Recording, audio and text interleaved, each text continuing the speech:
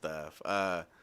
Let me see. So, oh, and then I meant to turn my camera on here. Okay, we're live now. It says no data. I don't know why. Is there? That's weird. And we're live. Yeah, I see it. Look at everybody. We're live, here. everyone. Hey. We. Hi. So we're here to talk about outer space. Yeah. Yeah, outer space is awesome. Cool stuff. So how is everyone doing? How are you doing, Dirt? I mean, good. You may be asking yourself, who's this Dirt guy? What's he doing? What's he drinking? That India Pale Ale with the moon haze, orange blue moon? Pretty good. But not a sponsor. Yeah, I might say, well, you're asking a lot of questions, buddy. You're cramping my style. Move along. Damn. That's what I might say. How much do you know about space, Dirt? Well, probably almost as much as Landon. Excellent. Well, we can discuss together. So, what else are people doing and drinking? I'm doing. What are you doing, TwoGuns? I got some water. I got a bunch of liquor I could choose from, but it is a work night. I'm smoking crack currently. No, I'm kidding. Allegedly. And I'm also a huge space Yeah, nerd. allegedly. In fact, the other day when I learned that the show was going to be about this, I was nerding out and looking up cool fucking supernova gifts because that's how cool they are. What a nerd. True story. And where are they? Out there? They're in here. I put them in a very special place for you, John. All you gotta do is go to Google and type in supernova GIF, and you'll find all the ones I saved for you. Excellent. What a The good and sweetie the bad pie. one. That's nice of him to say that. So, are you? As I say, so I decided for Shabisky, I would start off with a beer, a nice Italian beer here. Ooh, I got beer. I have beer. You got me hooked on Blue Moon. That's what I got. I got Blue Moon. Should I?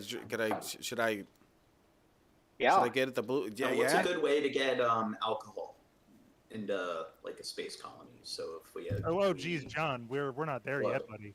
We're not there yet. Make it We're not even close. Make it Landon yourself. didn't even get through explaining what his beer is before Shabisky cut him off.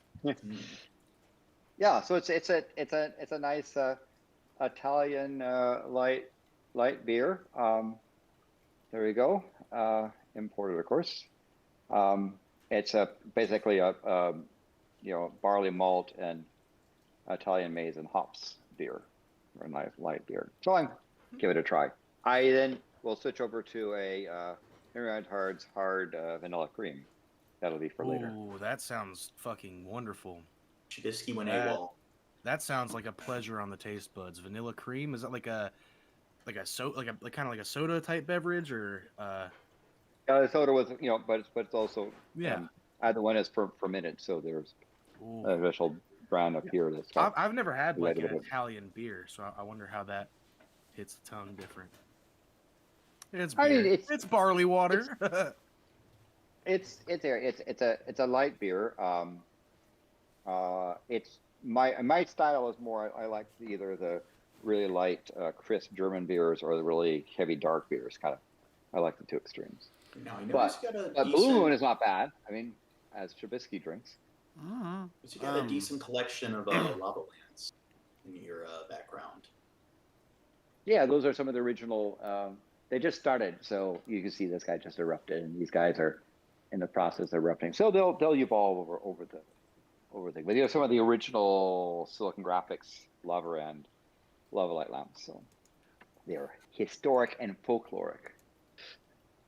Anyway, so other people drinking other things? Any imbibing anything, or is it is just Shabisky and I and well, Gene is on 40 milligrams of Adderall. What? What? It's supposed to make you focus, Gene. I noticed I had to put a beer in my freezer, so I gotta wait like 10 minutes or something for it to get cold. I'm dumb. I'm not. You like your cold beers. Yeah, I like Like them nice chilled. and cold, chilled. I drink mine room temperature. I Yeah, I mean, like to. that's a I common put thing mine out in the sun. in Only Scottish liquids warm. Scottish pubs, like Yeah, they sort of do warm it beer. like that. So. Yeah, I take my that's beer deep fried. Can I get a deep fried beer? a deep fried beer. Yeah, I want a deep fried beer over here, please. Deep Who I gotta fried. fuck to get my beer deep fried? Yeah. Help me out. Yep. Yeah, I Well, don't drink alcohol at all. I'm not supposed to. Oh, what a drip, John. I mean, really, just Whenever people talk about alcohol, I'm really able to participate much. no. I'm just kidding, John. It's very good of you to follow your doctor's orders. Yeah, Gene. Yeah. Man, your doctor doesn't know anything. You Yeah. ignore him completely. Listen to me. Let's Okay. get you a Recently, scorecard, the man. reason I didn't stream last week was because I had to go to the ER for like kidney complications. So I'm having issues with my kidneys, probably. That's what happens when you smoke went meth. to the ER to have kidney complications. No. I went to the ER due to kidney complications. Ah, your kidneys got complicated, and then you went to the ER. Why don't you just have simple kidneys? Yeah, what the fuck? That'll fix it. Got him. Simple kidney. Got him. Dude, that was good, Landon. Landon's such a troll. He got you. Got him. Roasted. All right. You Trademark just got roasted, Gene. Trademark Canada. Sorry. Well, anyway, Landon, how much do you know about the Drake equation and the Fermi paradox? Well, actually, fairly, quite a bit. And part of that is because part of my work as a planetary scientist is to assist in the Drake equation parameters, right? Drake equation is it's a methodology, probabilistic methodology, first suggested by Frank Drake and others, but Drake was probably the one that has a bunch of factors involved in trying to estimate, let's say, the number of civilizations in our galaxy. And it kind of goes like this, right? If you want me to explain Drake's equation. Well, first of all, we want to know about the rate of star creation in our galaxy. We're talking about, and civilizations presumably are around stars, or most of them are around stars. So you want to know, in our galaxy, what's the rate of creation of stars? And then you say, what fraction of those stars have planets? Because assumably, intelligent life forms on planets, not on stars, because they're kind of plasmic-y and hot and not very conducive to chemistry. And then, what's the fraction of those planets that might support life? And it's how many planets per star might be. So we know how many stars are forming in our galaxy. We know how many of those, what fraction of those have planets. What are the average number of planets for that star that are habitable, that might support life, that could support life, right? What do I mean by that? Well, some planets are really very, very close to the star. They're molten, burning up. Again, presumption is that temperatures are too high for chemistry to actually go on and do anything. Other planets are way out in cryogenic freeze where stuff doesn't move around very much. The habitual zone. Yeah, so the habitable zone. Yeah, habitable. Now the habitual zone has to do with people who imbibe like Shabisky. He lives in the habitual zone. Got him. The What? habitual zone. What? Dude, is Landon dissing me now too? What the hell? Am I gonna have to? No. Shabisky, you were just in the zone. I'm respecting you. Oh, okay, good. I was about to have Oh, to and, drop a diss track or something. Landon, I have a. Shit was gonna get real. So anyway, so hear me out. We got to finish the Drake equation. Got number of stars being created for in our galaxy, fraction of stars that have planets, average number of planets per star that might support life, and then a fraction of those that actually go to develop life, right? Because just because you might support life doesn't mean you will, right? And then what fraction of those that go on to support life actually form what's called intelligent life. And then what fraction of those intelligent lives actually emit electromagnetic radiation or things we can detect? And then what's the lifetime of that civilization? How long is that civilization before it goes poof? Goes poof because the star goes bang, or something happens to them, or they blow themselves up, or whatever the thing is. So really, it's fraction, number of stars in the galaxy. What fraction of those have planets? How many of those planets could be habitable per star? What fraction of those habitable stars actually form life? And what fraction of that life gets to be intelligent? And then what fraction of those intelligent emit radiation that we can detect? It doesn't matter if they exist and we can't detect them, right? And then how long do those things stick around? And it's trying to estimate the range of a number of planets. And so various people have tried to do that.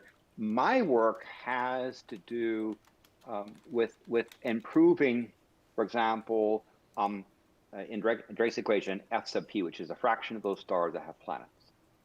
And the thing that's probably the biggest thing that I think has happened in astronomy, particularly in planetary science, is that we went from, when I was a young lad, we thought that planets, we only knew of planets in our solar system, and we didn't know that was rare or not. Now we know, because of exploring, let's say, pretty well out to a couple hundred light years, somewhat out to 1,000 light years, the range of those things. We now know that planets are more common than stars, and in fact, the lower bound for the number of stars that have planets is about, of the binary and multiple star system, about 30% of those have planets, and of the single stars like our sun, about 70% of those at least have planets. At least, right? There's probably more. So somewhere in the 250 billion stars in our galaxy, we estimate that there's at least 1 trillion planets orbiting those stars. And that's at least because there's a bunch of planets that are more Pluto-sized that are very hard for us to detect right now around other stars.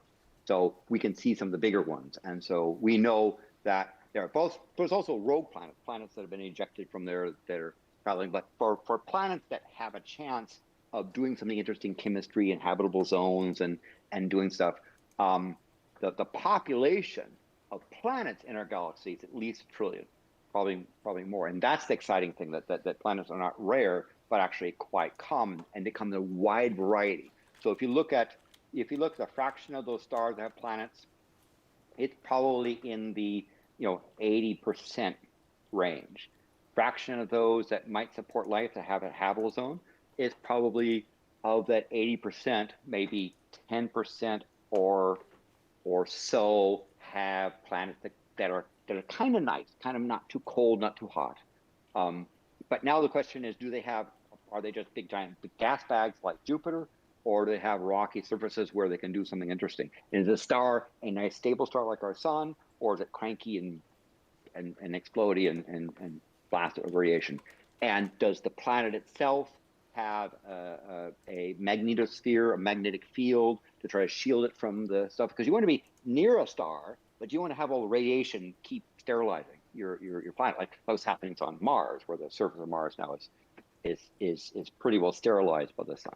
So there's all these factors there. But the good news is we have lots of planets. Planets are much more common than even stars, and they come in wide varieties. So presumably, some fraction of those are nice and stable, that have elements that can form interesting compounds, nitrogen, carbon, oxygen, all those good hydrogen, all those good elements that can get together to form really nice complex molecules that can start to mutate and evolve and do things to the point where they will put on a video podcast. Now, with like the Fermi paradox, isn't that like with the Drake's equation, based on how long the galaxy's been around and based on how many planets should be able to support like intelligent life, you should have had at least one society that has at least like harnessed the energy of its sun or reached like type 2, type 3 civilization status. So the fact that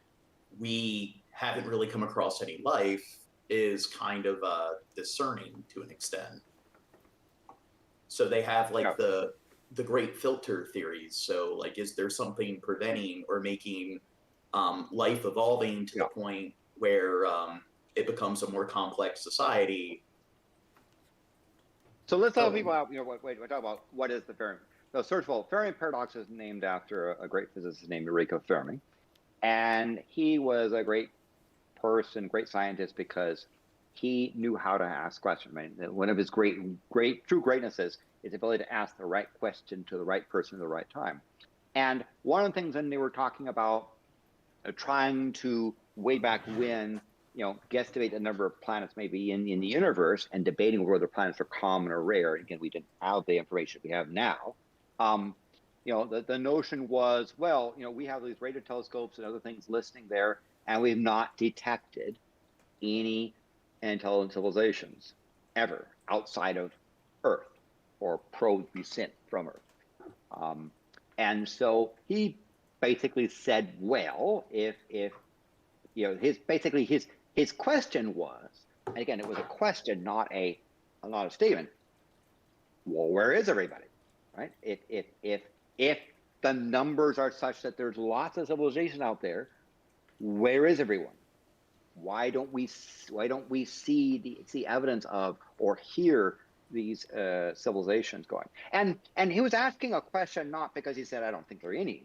He was saying, well, why haven't we detected if the numbers are such? Because the presumption is from Drake's equation, as we kind of know it now, we think I would find it shocking if it turns out that we're alone in the universe, given the numbers. That's if you ask me, if people ask me, do you believe in extraterrestrials? Well, first of all, your belief has nothing to do with whether they exist or not.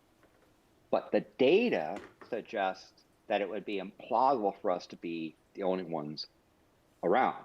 The next question is, if there are other civilizations out there, Fermi's paradox is, well, then why haven't we detected them if they're around? Is there some reason for that? And so people have looked at that and asked, do they not want to be found? Are we in a bubble, a desert of intelligent civilizations? Are we not capable of detecting them? Or are they committing in a way that is difficult for us to detect? There's a number of things like that could answer Fermi's question, where is everybody? And which is right there. Now, some of the things you mentioned is the great filter hypothesis, which says, well, maybe there is a situation where the ability for us to detect is filtering out because perhaps civilizations, go only, or let's say they're only doing radio communications for a brief period of time before they start doing direct things, or maybe they encrypt and encode data that makes it very difficult to detect from background noise. Maybe we're not understanding the rate that they communicate in. I mean, there'll be a number of things that might be filtering out stuff where, and the other big thing is that the universe is pretty big, right? It would be presumptuous for us to say we've looked everywhere, right? We've in fact looked at a very, very, very, very, very small fraction of the universe. And some of these, survey telescopes that call in some of the largest data sets in the world are only getting a tiny fraction of the sample of the universe. So we might have missed things, right? For that. But the question is, why have we not detected civilizations? Right? Now, I'm not one of these conspiracy people that says, oh, they've come here, so forth. The answer is we have never had a credible detection of extraterrestrials. And the question, well, why is that, right? And is there something about civilizations that don't want to be detected, or we're not good at detecting them, or they're some other ways that filter out stuff that so we're basically getting the null set. There's what about this wouldn't this is just a wrinkle in that, right? What Mhm. about just like Yeah. just the filter, if you wish, of the speed of light? Like we're we have no superliminal means of detection, so we're only looking at a ever more distant past the further out we look, right? And it's just like we've only been looking for a few centuries max, so with any sophistication, much less, right? And it's like, well, I shouldn't say any, you know what I mean. But like, not only have we only scanned a tiny fraction of these numbers that are mathematically probably there, but we're also only looking at a little sliver in time relative to each of those points we're looking at. So it's Sure. that And I that's feel one like reason. huge. And you mentioned the time function is important because one of the functions in Drake's equation is, well, how long does civilization last on average? And if civilizations only last for a short period of time, we might be in trouble. Even though there might arise commonly, it might be our ability to detect them is low. Now, the universe, it's been 13.78 billion years since the Big Bang, and probably of that, stars and planets that have heavy elements have been around for maybe 11 billion years ish or The so. Earth is like 4 billion years old. 4.5 Yeah. ish. I think I So, heard 4 but points. I mean, what it says is that there's a lot of things where the facts are there. So my work in the Drake equation has been that n sub s and f sub p are some of the parameters I've been trying to nail down as part of planetary science. So one of the functions of one of the things that planetary science works on is ability to detect planets and try to understand the range of planets. But also, those are things that feed into this important Drake equation. But the issue for the astroanthropologists are asking, how long does a civilization typically last? It's not forever because particularly stars end up dooming a planet's ability to do. Now, does that civilization move on to other places, or do they get wiped out? Right? It's not What if it's not clear. what is it, gamma ray bursts? They said that might be one contender for like one of the great filters, or maybe like what if life advances to the point where it realizes that maybe things are meaningless. So maybe the entire society develops some kind of like existentialist crisis where they all just Yeah. And religion might also play a factor. I mean, some people ask themselves, is religion one of the common things that arises out of as a intelligent system evolved? And does religion play a part in the destruction of the civilization? Sorry. Go ahead. I lied earlier. I don't understand nearly as much about space as Landon. But my favorite interpretation of the Great Filter, or at least speculation of what it might be, would be like not necessarily a race or maybe an allegiance of races that have achieved this level of technology or for light speed travel or what have you that may, bring these civilizations together. Basically, either they, elevate the society or civilization to that level of secrecy and then like, hey, welcome aboard, or they just destroy it completely if it's, incompatible with their ways. I feel like something like that, because I feel like if there is like an intergalactic, sort of coalition of planets, then they would. I think it would be in their best interest to operate in secrecy.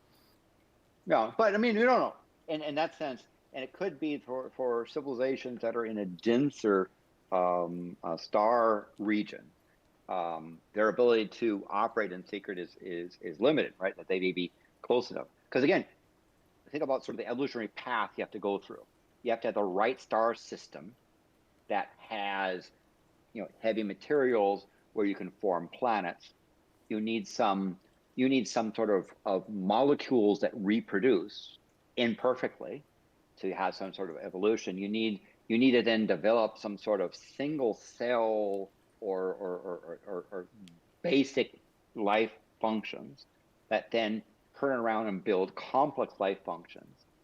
And so that's sort of like the Eukaryotes in our area. And then you need some sort of reproduction, right?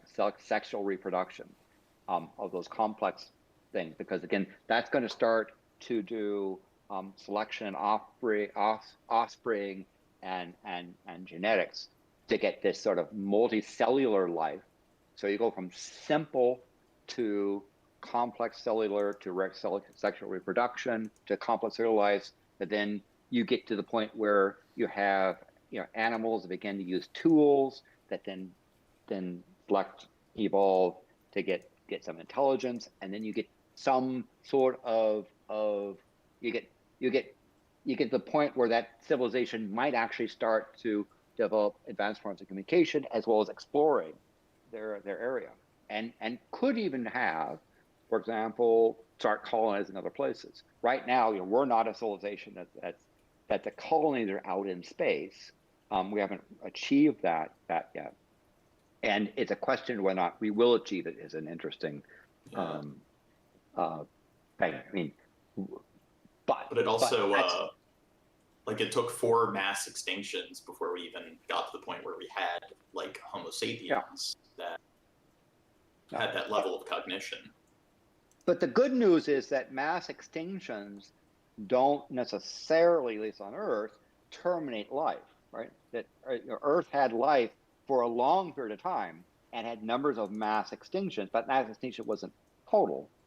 The question becomes, can a civilization get intelligent enough to survive a mass extinction or to avoid a mass extinction of it? And then can it well, but the thing that civilizations have to contend with is that star systems are not stable. Our sun has, where this planet Earth is doomed in that it's going to get fairly uncomfortable somewhere in the 1.5 to 2 billion years from now, where the Earth's oceans will dry up and will get turned into a desert at the equatorial and temperate zones and polar ice caps. And then a couple of years later, when the sun goes in giant phase, I mean, Earth is going to be toasted, and literally might be toasted. So our time frame for being able to colonize some other planet besides Earth is probably somewhere in the 1 billion to 1.5 billion year range. But can we, given how fast we've evolved, one would hope, if we don't destroy ourselves, that by that time we'll be able to go someplace else. Maybe, but you tell me. Are we going to stick around, or are we going to, or not? I have a PowerPoint presentation open. Like I'm sharing my screen on Discord, Landon. Sure.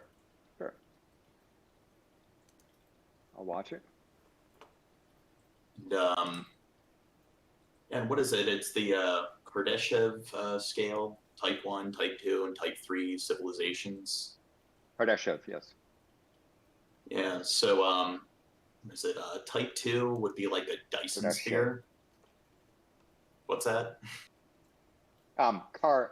Pronunciation, someone asked about the pronunciation. Kardashev. Kardashev. Yeah. Kardashev. Kardashev. Kardashev. Kardashev. Yeah. Okay. Tell us about the Kardashian scale. So isn't it? I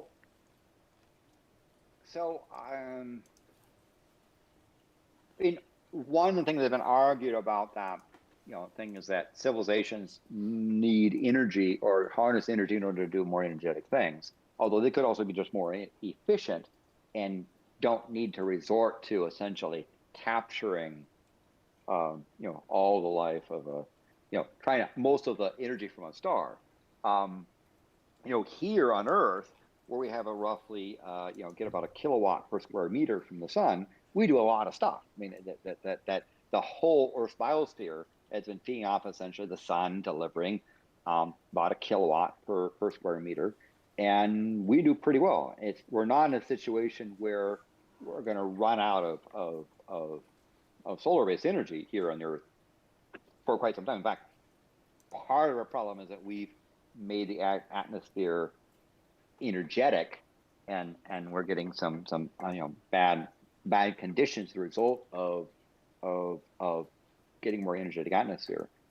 So other people say, well, they think that civilization is going to continue to expand in population. I mean, if Earth tried to get to the point of having trillions of people, I don't know where you'd put them, but out there, that's going to take a lot more energy resources than we can currently sustain.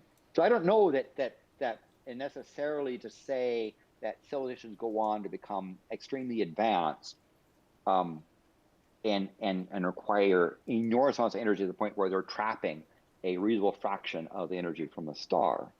Now, it's possible, and so one thing that people look for is that type 2 civilizations should show up in a star that's got, because the thermal and heat things coming from capturing a lot part of the star around it will make a star look like it has a cocoon, like a protostar developing a solar system, but the star is actually in an advanced stage. And Earth is currently like a 0.06, 0.08, so we're not to type 1 civilization status yet. And type 1 would be like the planet has one unionized kind of governing body. And I guess the UN I don't know if that's necessarily a thing. I mean, who's to say that a civilization on a planet must evolve into a single governing body? I don't know if it's necessary, but it's all. I'm pretty sure this scale is all about resource control and resource usage, right? In type 1, it says on your show here, harnesses all the resources of the planet. That doesn't necessarily have to be through a one world government, although maybe that would be the most efficient. Maybe, I don't know, but yeah, I don't think it's necessarily a criterion. Developing a more effective use of fusion and nuclear power, developing more effective geothermal resources on a geologic active planet are ways that you can get lots of energy without having to resort to capturing most of the things from a star. Again, if the civilization is going to last for any length of time in multi-billion years, it's going to need to very likely travel to other planets and begin to colonize. Because any one spot, if you stay there, eventually you're going to get doomed just based on how stars evolve. Well, I guess moving on, I guess one method of expanding beyond our own planet is terraforming other planets within the same solar system. So I guess the most logical option would be Mars. So what are your thoughts on terraforming Mars? I know, SpaceX and NASA both have certain projects that are currently in process or in fruition where they're trying to colonize Mars. Colonize Mars, but we're talking about terraforming Mars, is, I think, a really it's not a good idea for the following reason. There's a reason why Mars does not have much of an atmosphere. Let's say terraforming means you want to have a nice thick atmosphere, and you'd like to have a nice radiation shield. The reason why Mars doesn't. And primarily, that's because Mars doesn't have the mass. It doesn't have the mass, so it doesn't, for example, have a internal magnetic dynamo to build a global magnetic field. It doesn't have the mass to hold on to atmosphere. So at Mars temperatures, which are cold but not incredibly cold, atmospheric molecules like oxygen achieve escape velocity. They launch into space. Mars doesn't have an atmosphere because it couldn't hold on to it. It very likely looked like it had oceans and somewhat of an atmosphere early on, but lost it to a combination of thermal leakage and solar radiation, solar wind stripping it.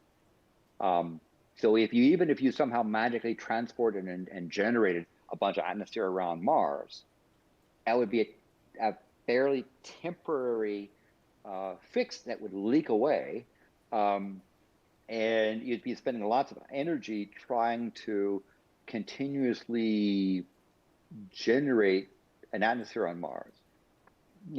Better would be to build systems, cave systems, civilization systems under the surface of Mars, where you're primarily shielded from the nasty radiation from the sun, where you can hold on to and build atmospheric bubbles that can maintain Earth habitable life and take from there, as opposed to trying to transform the entire planet. Intensive energy wise. So in other words, I was saying, if it was easy to generate an atmosphere for Mars, Mars would already have an atmosphere that would be usable, but it isn't. So you mentioned like the electromagnetic field. I know like Earth, our electromagnetic field is good for protecting us from meteorites. So that's another like problem, I guess, with trying to develop colonies on other planets is I guess if they don't have the proper like electromagnetic field that Earth has, that if I could differ, I don't see the magnetic field of Earth doing much to influence meteorites. Where it more likely is magnetic field is to take and build the magnetosphere shields us from the from ionizing radiation, because the sun kicks out lots of energetic protons and electrons, and to have those deflected by Earth's magnetic field reduces the amount of radiation here on the surface of the Earth to the point where, because you want some radiation, that radiation is some of the means by which the imperfect chemical replications evolve, but you don't want too much, right? And so there's debate as to whether or not the surface of Mars is to a point where it would impede radiation. Most people think that there's too much radiation on the surface, and whatever you have there would get sterilized fast. If there's life on Mars, it is likely to be underground, deep down inside Mars, rather than on the surface, because again, it's the radiation from the sun, the charged particles from the sun, that magnetic field deflects it from. The better asteroid defense or meteorite defense, let's talk about the solar stuff, is just having an atmosphere, right?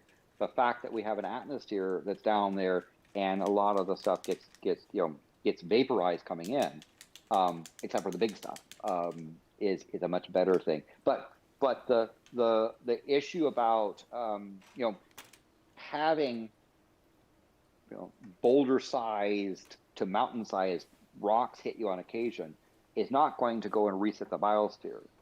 It's when you get to the objects that are in the 10-kilometer range that can create conditions that could wipe out a good percentage. But again, even these things, it doesn't wipe out everything. The extinction levels are maybe 70-80%. If you're one of the people that gets extincted, you might be unhappy. But from a point of view of life, these extinction events are not terminal for life, like it will be when the sun starts to the point of going to its giant phase. So that's why an atmosphere will give you some protection, but the magnetic field will give you a lot of protection from a lot of the both the sun. The other area of source of radiation is cosmic rays from stuff out in outer space. Those are very energetic particles, and they get to be somewhat deflected by the sun's magnetic field and somewhat deflected by Earth's magnetic field. It's one of the problems for having life on a spacecraft is you get radiation bursts from the sun and then constant bombardment of radiation from the rest of the universe. that having a magnetic bubble helps diminish that to some extent. Now, if we develop like space vessels, do you think we could create like an artificial, like electromagnetic field to protect from radiation? I mean, the problem is you need a deep enough field to deflect these things, right? Having a magnet doesn't mean all of a sudden the radiation goes elsewhere.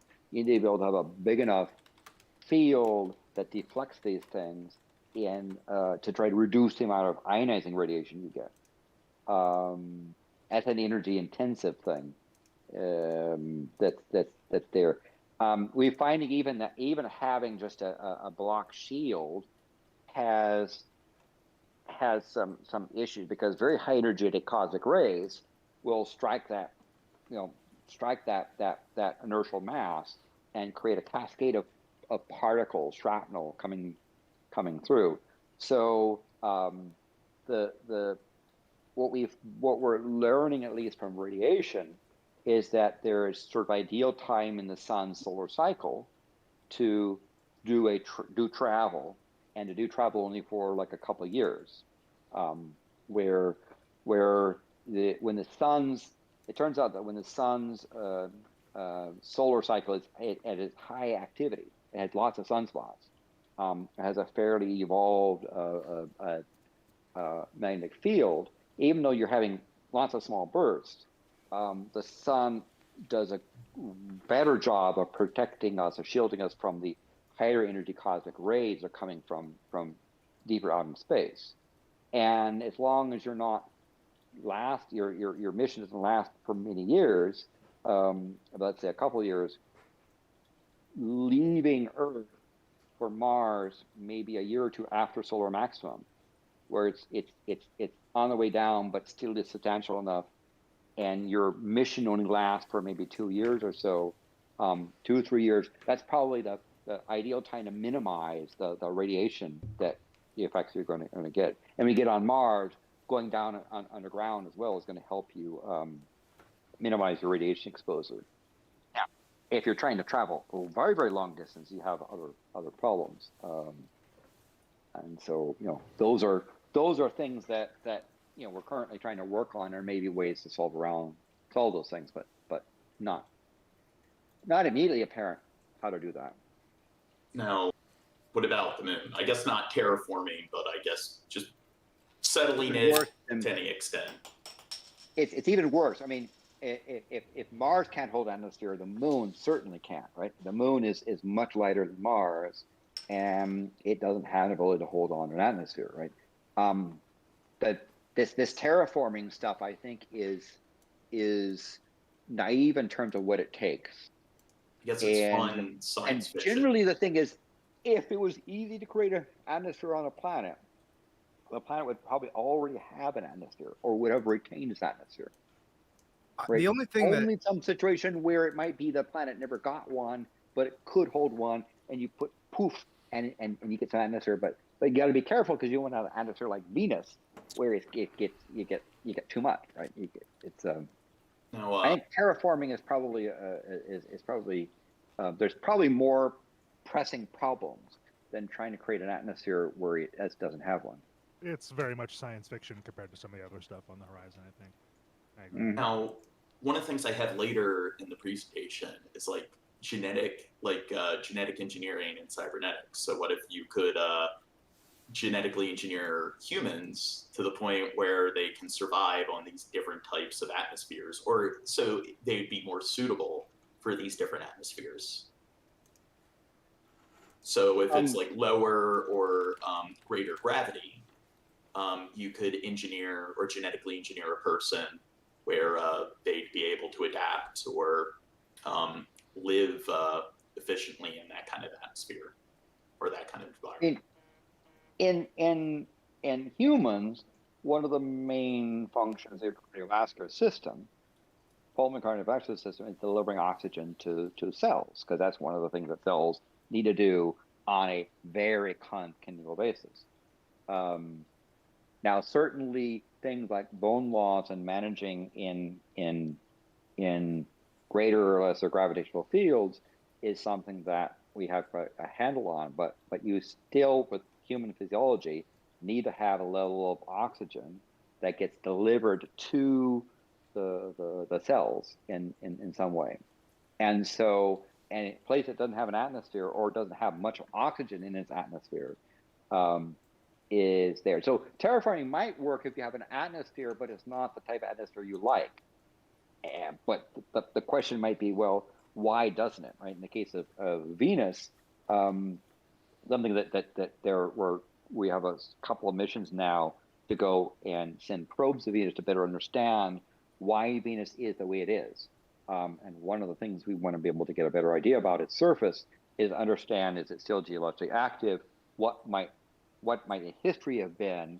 Is Venus' atmosphere been a long-term situation, or is it only a recent geological thing for Venus to be where it is, which is, high temperature, high pressure, full of nasty stuff? Well, actually have Venus few slides over, but let me go to that. So now, one so thing. that's not, but no. Landon's not going to let that one slide.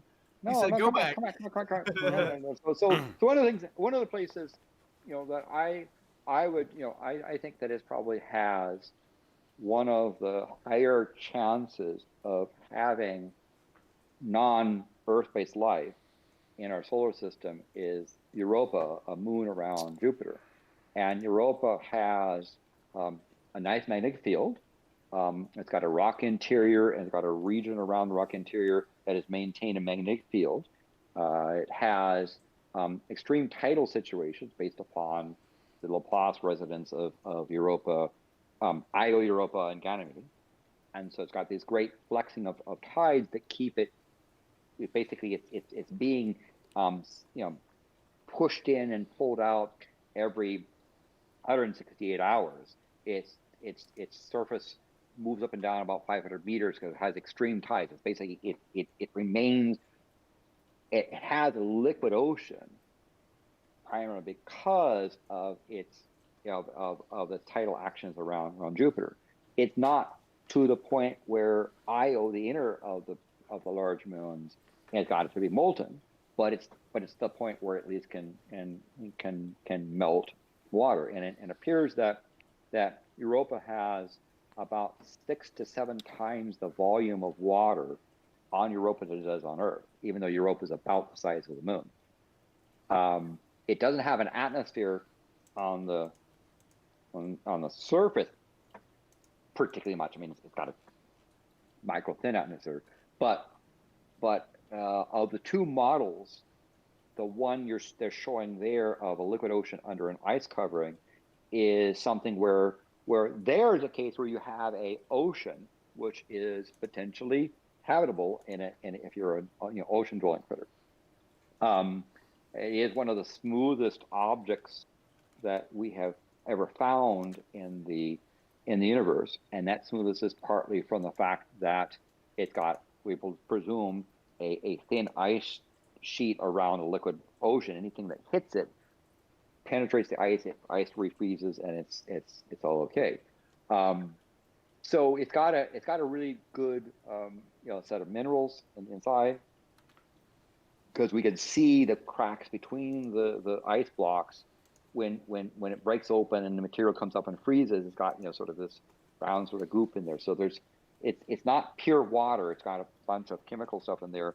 It has a magnetic field to shield it from the radiation, somewhat radiation from both the sun and primarily Jupiter, but not perfect. So if you've got some sort of cellular life that could have evolved in its ocean, and there's debate about life most likely developed in oceans on Earth, then that life could have evolved considerable degree, both protected by Europa's magnetic field as well as the radiation levels are low enough that it just doesn't fry itself.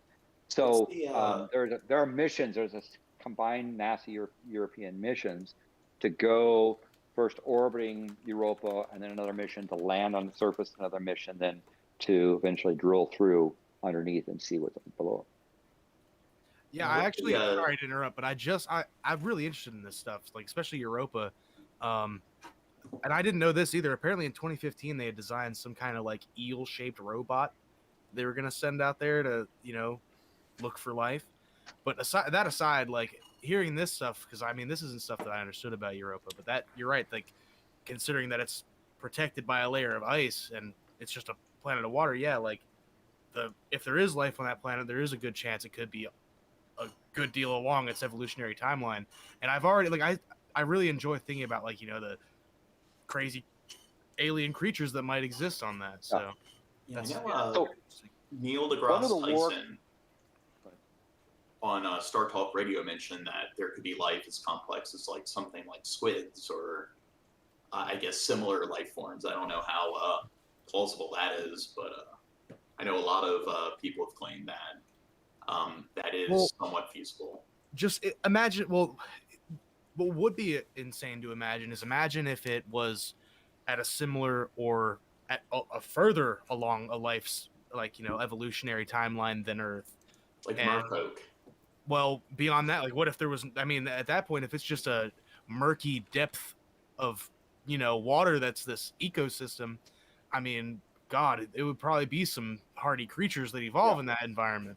So, I mean, Now, very interesting. yeah. So one thing that we've also work I did with I think it was a study helped study the Galilean moons. Those are the four big moons of Jupiter, and it comes from trying to have a deeper understanding of this thing called Laplace resonance. And the Laplace resonance is this very odd thing that happens with the three inner moons, Io, Europa, and Ganymede, where when Ganymede goes around once, Io goes around twice, and Io goes around 4 times. It's exactly that 4:2 to 1 ratio.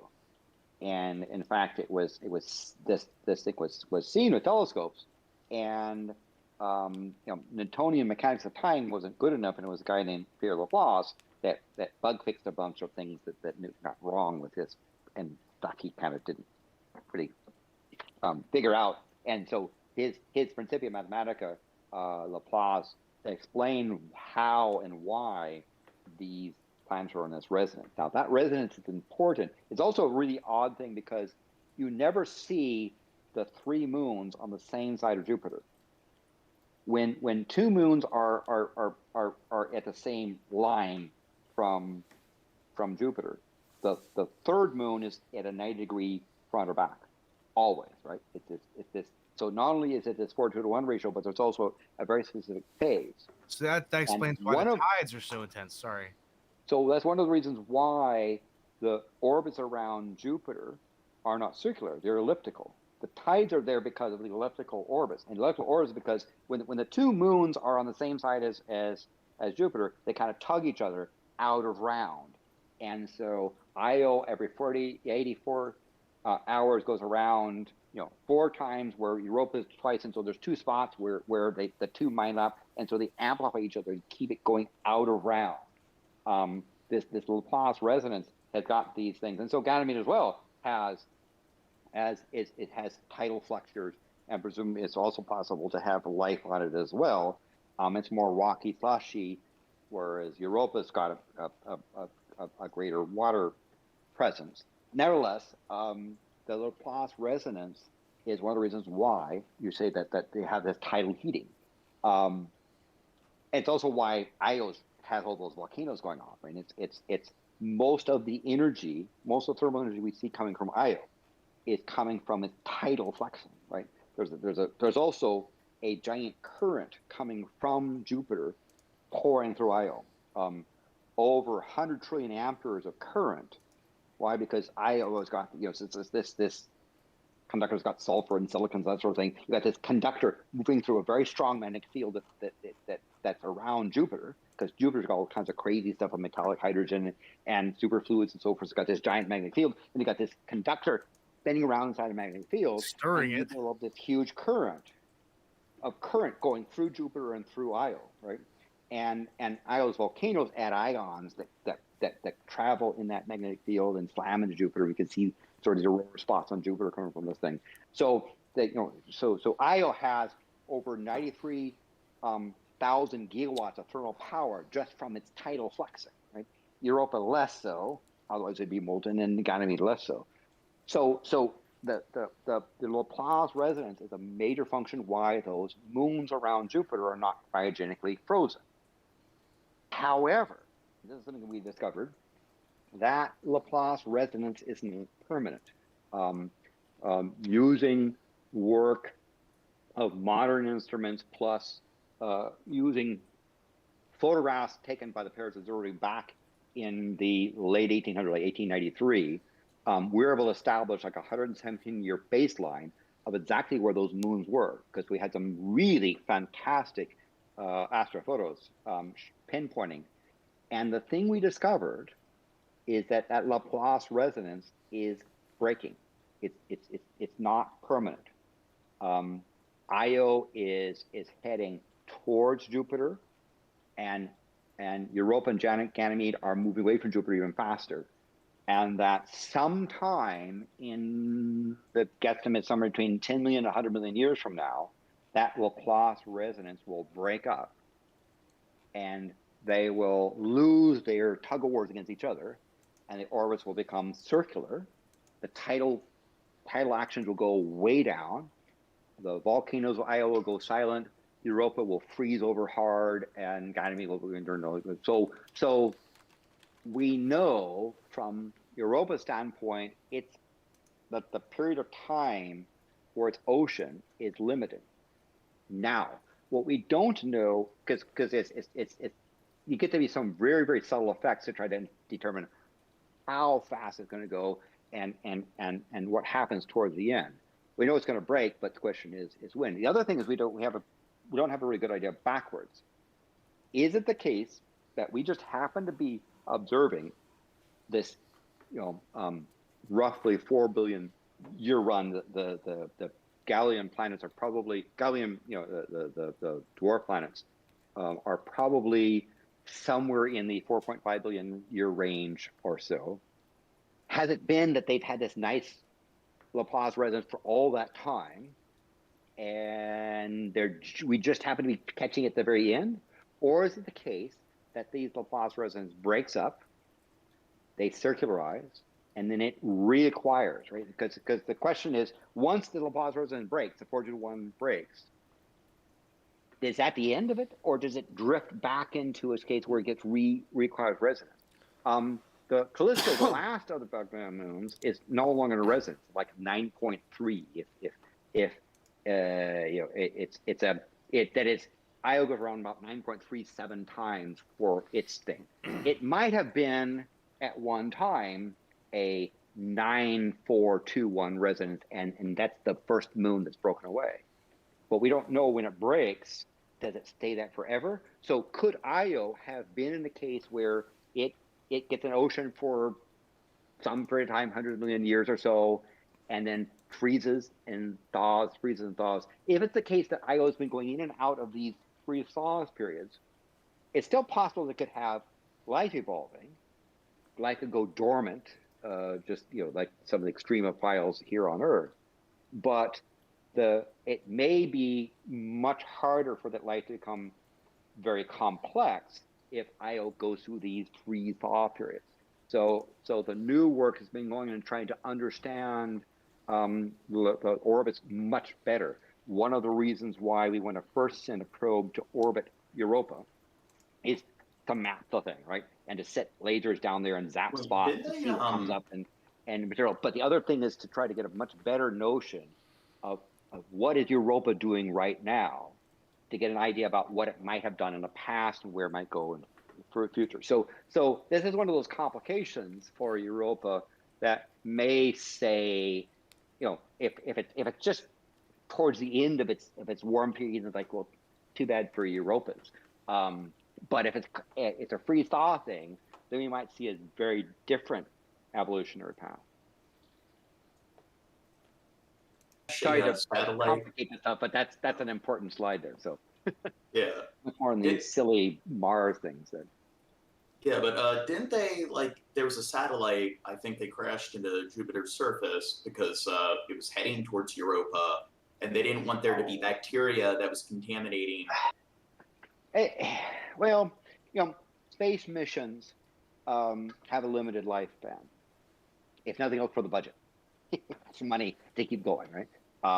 And sometimes you get extended. I mean, I'm one of the principal reasons why we still hear from the Voyager probes, because there were petitions like to save some fuel money and turn those off, and I found the money to keep them monitored. So usually spacecraft have a limited lifespan just from the budget. The other thing is that the wear and tear. Jupiter's radiation is extraordinary. It has extremely deadly and very, very intense radiation fields around it. And the current one, Juno spacecraft around it, is this extreme block of titanium with this stuff stuck in the middle of it, going through these very, very, very intense radiation fields there. But eventually it's going to die as well. So that point, the Galileo probe was slowly being baked, and its processor had all kinds of errors in it and hardware damage, so forth, because of intense radiation. Is really hard on even not an object like a robot. And so it was getting to the point where the funding was running out. We wanted to do other things, like go to Europa, go to Saturn and things. But the other thing they said was, well, what if, so people said, well, what if there happens to be some microbe that's on the probe that somehow magically survived, and then it magically hits Europa, and that probe goes onto the surface and goes wee and contaminates it, right? And so there was a contrive of this thing, same thing what they did with Cassini, saying, well, what if da da da da? So they decided to send it in. I think it would have been better off and more honest sit there and say, we have an opportunity to go into the surface of Jupiter and get some data. So let's have one last probe into it, because we don't have the money to continue going. So the probe's usually lifetime is first based upon the funding. Secondly, the properties of the spacecraft, like batteries or other things that wear and tear from radiation. So they're not forever, right? And so could they have?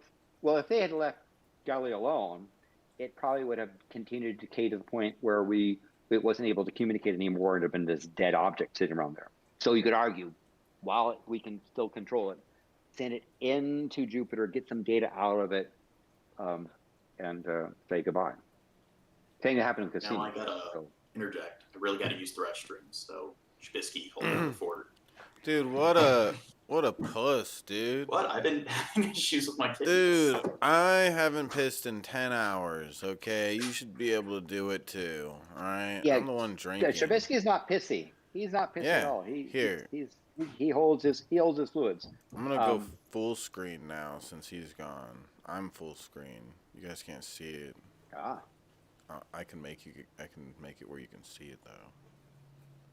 I should have done that. So but the title of that slide, Terraforming Europa, is kind of funny.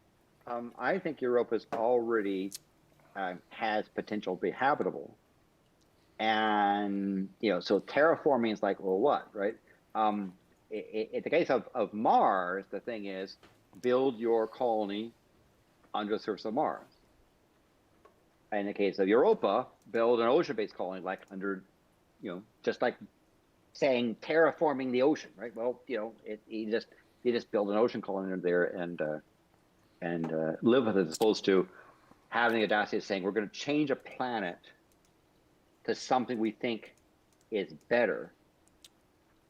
It doesn't really make much sense. I mean, it's a fairly, again, maybe you had some weird planet that's in a stage where it could have an atmosphere, but never got it kickstarted, and you just go poof and it evolves. But again, it's going to evolve over millions of years, not just tomorrow. It's got an atmosphere. So this terraforming, I think it's presumptive. I think the better way to think about it is surviving on or adapting to, right? Rather than just say we're going to turn everything into Earth atmospheres, say how can we adapt to it? because the way it is for a reason, right?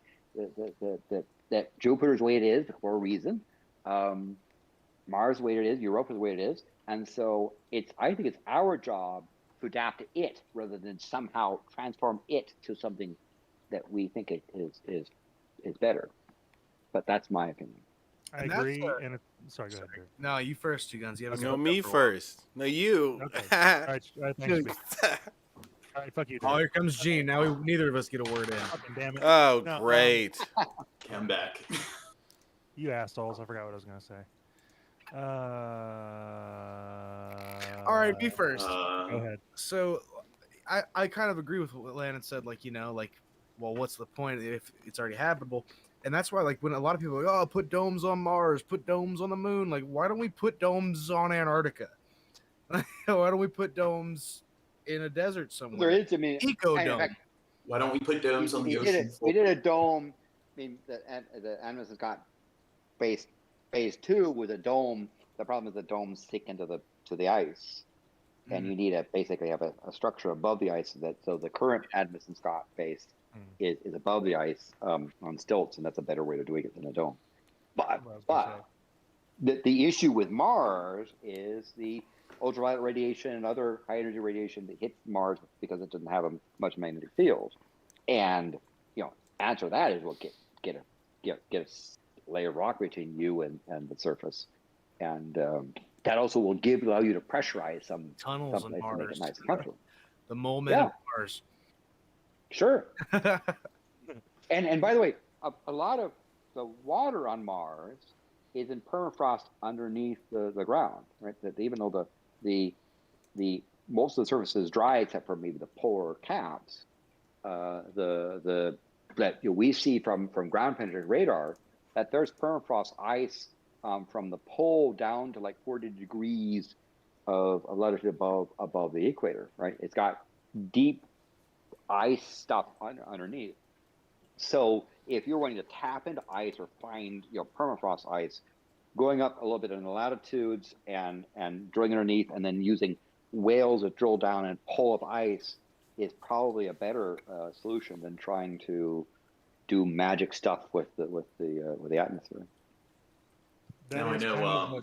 That is kind of what my point was going to be, Landon. Is basically the word magic. Like the tech required to terraform anything, it constitutes magic at our current state, and like it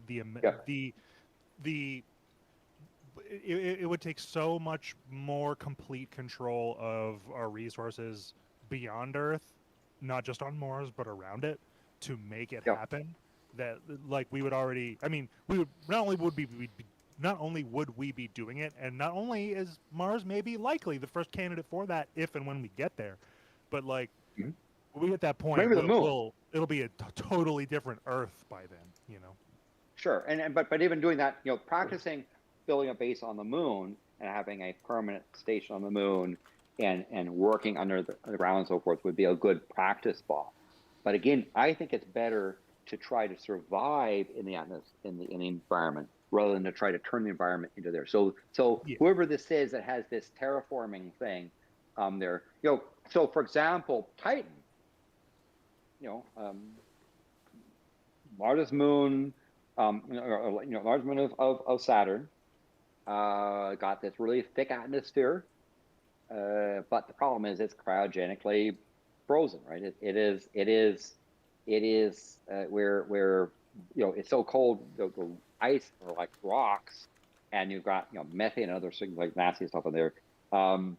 It has a surface, so you sit there and say, well, it's not like Jupiter or Saturn where you don't have a surface and you'd sink into the point where you get crushed by the tremendous atmosphere. But my goodness, it's cryogenically frozen, and it doesn't seem to be living in sort of a methane cryogenic surface doesn't seem to be all that much. Yeah. Again.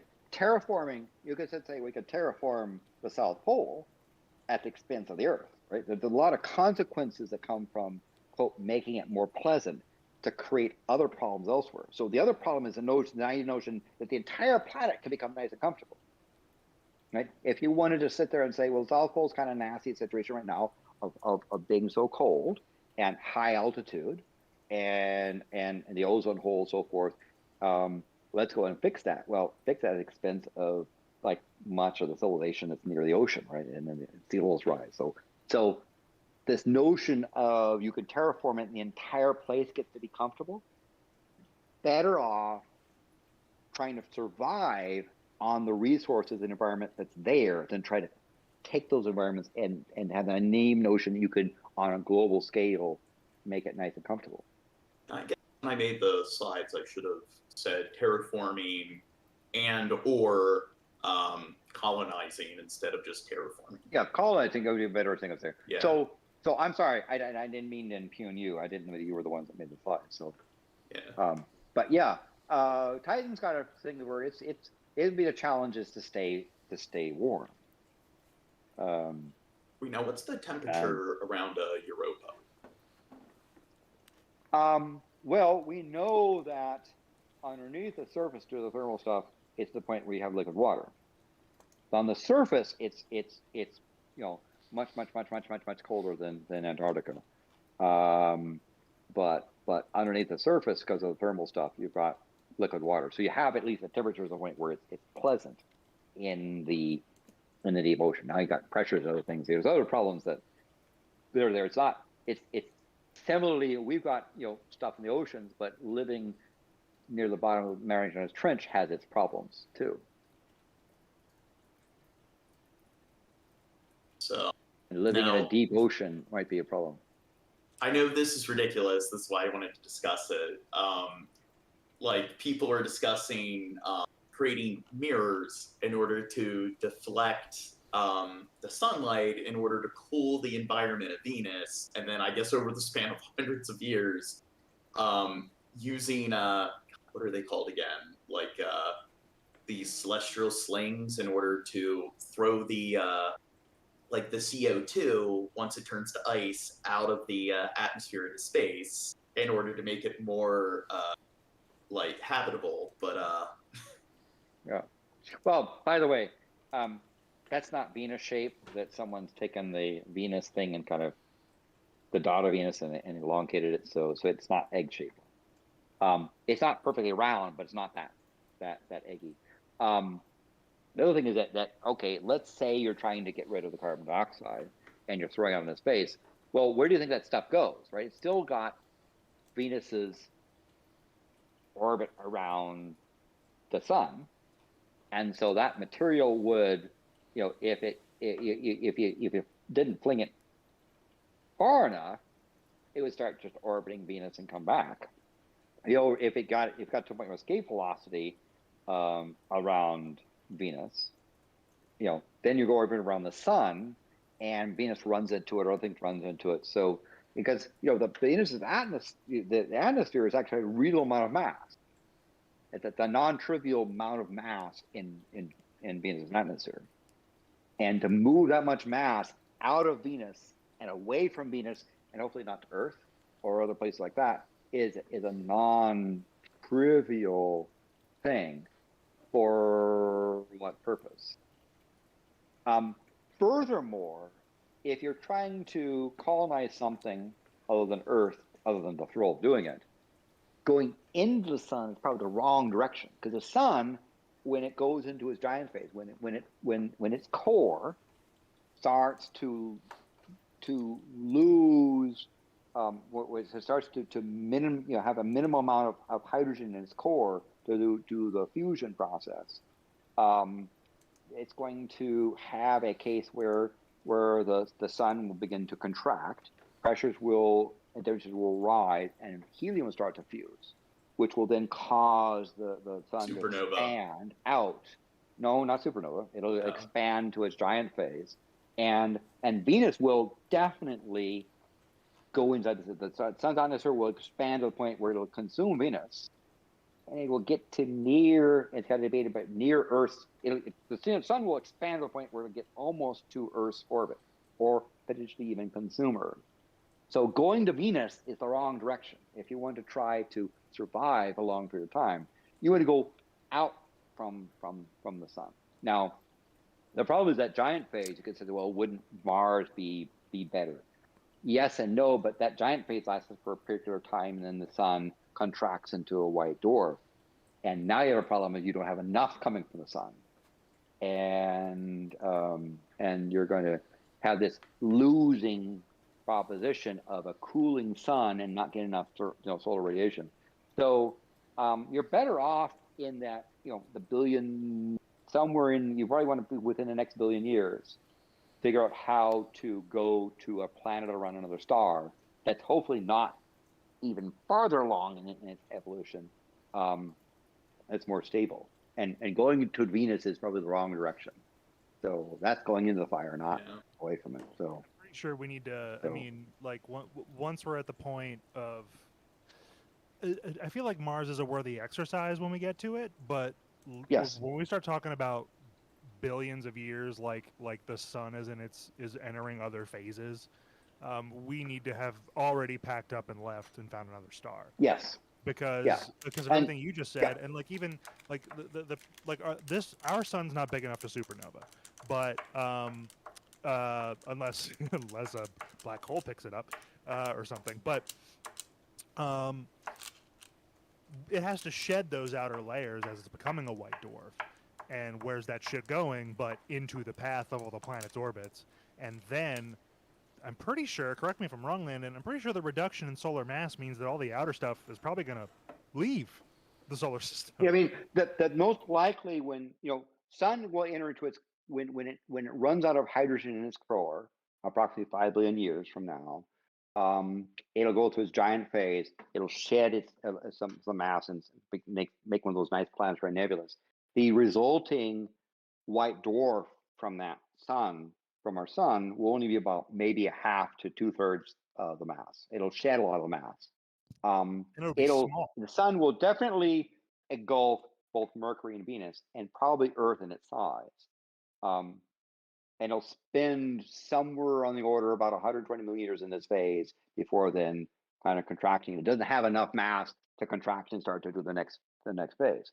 Now, the nice thing about this is that we occasionally have stars that come by on the neighborhood, right? That we're swinging around the the Milky Way, and there are other stars that kind of come in and out close to it. For example, we've seen evidence that in the last several million years, we had a star. It was a brown dwarf, so not a particularly good one, that got to the point where it was near the Oort cloud. Another one that's going to come up near the Oort cloud, and that has that function where it.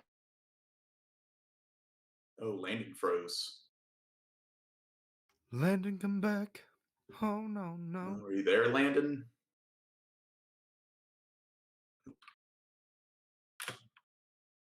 Oh no. We're all layman now.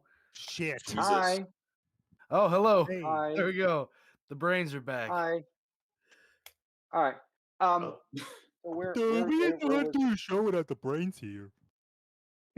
where we left off? What did you hear last? I don't remember exactly. We were talking about how the star's going to shed its layers, and the white dwarf's going to be left over, and it has about have about a half to 2/3 its Yeah. mass. But the sun is swinging around. It's in its orbit around the Milky Way, and other stars coming in and close to us on occasion. We've had actually evidence that there's stars that will and the stars that have come brushed close to the edge of the Oort cloud, about maybe a light year or so. And so it's possible that during this particular time, if we don't mean to have to go as far as if one of those stars has something interesting, we could send probes there and hop on it and hop on a ride out there. Even so, what you really have to do is solve the problem of going out into deep space. You've got to build an environment that can last a long time, and so right now we're in a situation where we're trying to understand our nearby neighborhood. We're also with things like the Gaia mission, which is this incredible spacecraft, which is mapping about 1% of the luminous objects in our galaxy, both their position and velocity. So we have for the first time a really sort of accurate 3D map of position and velocity, sort of where things are swimming and how the Milky Way is moving around. That's going to help us try to figure out, what stars are where, as well as how to potentially navigate to them. That being said, to take a spacecraft and go into deep space, you have to solve a fundamental problem we've never been able to solve so far. And that is to have a spacecraft with people, biological stuff in it, that is not tied to Earth.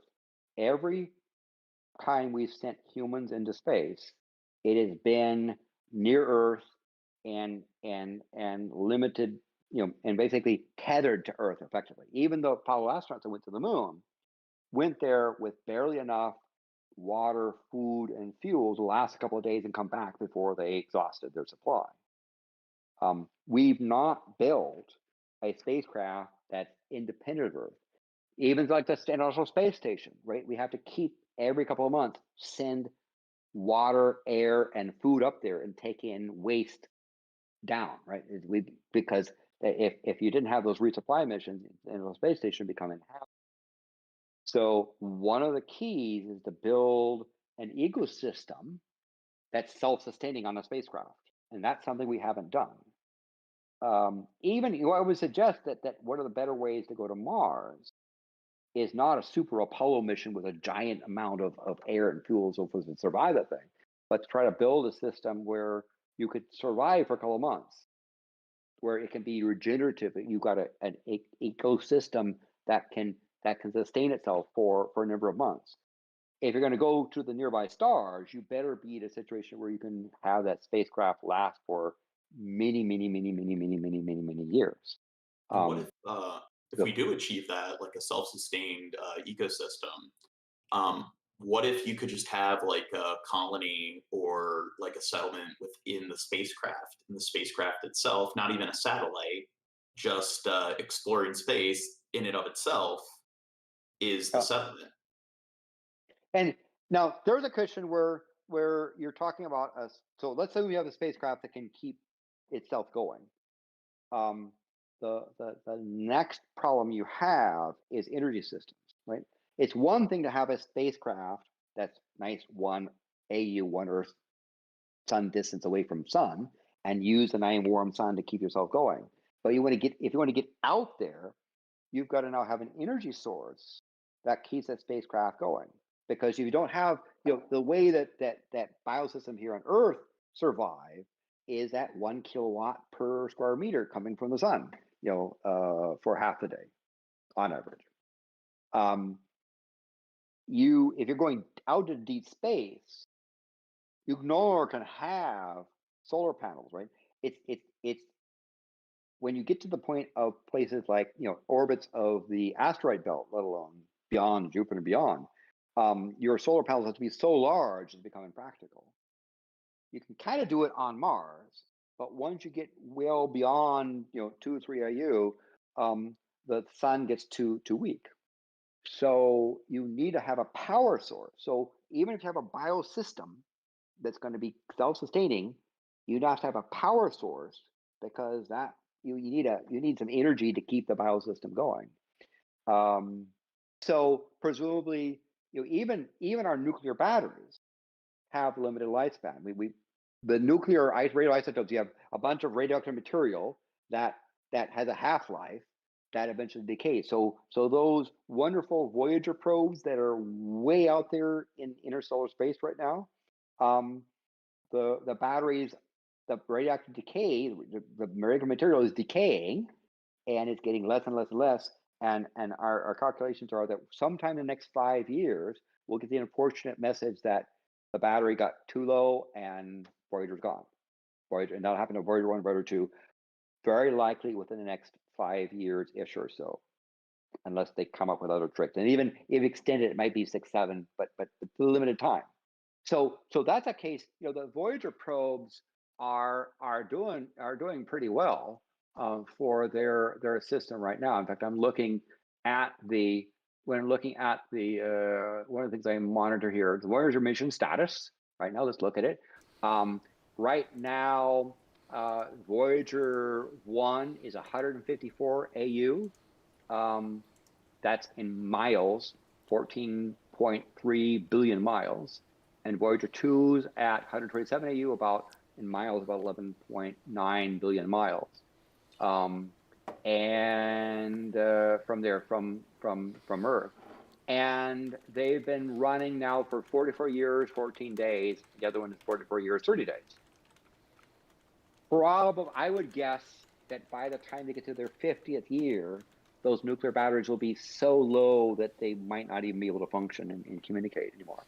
So there's a case where you've got to have an energy system that's going to last. If you're going to go have a civilization go 10,000 years out to some star system way out there, you've got to build an ecology that's going to last that long. You've got to have a power source that's going to maintain that long. And the third thing you have to do is build a civilization that doesn't destroy itself. Yeah. You know, who's to say we don't get some wacko person on that colony or some cult thing and they decide, you know, screw you, we're going home, or they decide they all are going to die because, or you know, whatever the crazy stuff is, right? It's so biologically, can you survive? Can you build a habitat that's going to survive that long? You have an energy source that's going to feed it, and then you have a civilization that's going to maintain it. And those are three big challenges that are there. Now, you can maybe say, hey, we put people in suspended animation, and then we have robots, and then we reanimate them or something like that. You know, there's various things to get around it, but it's a difficult problem.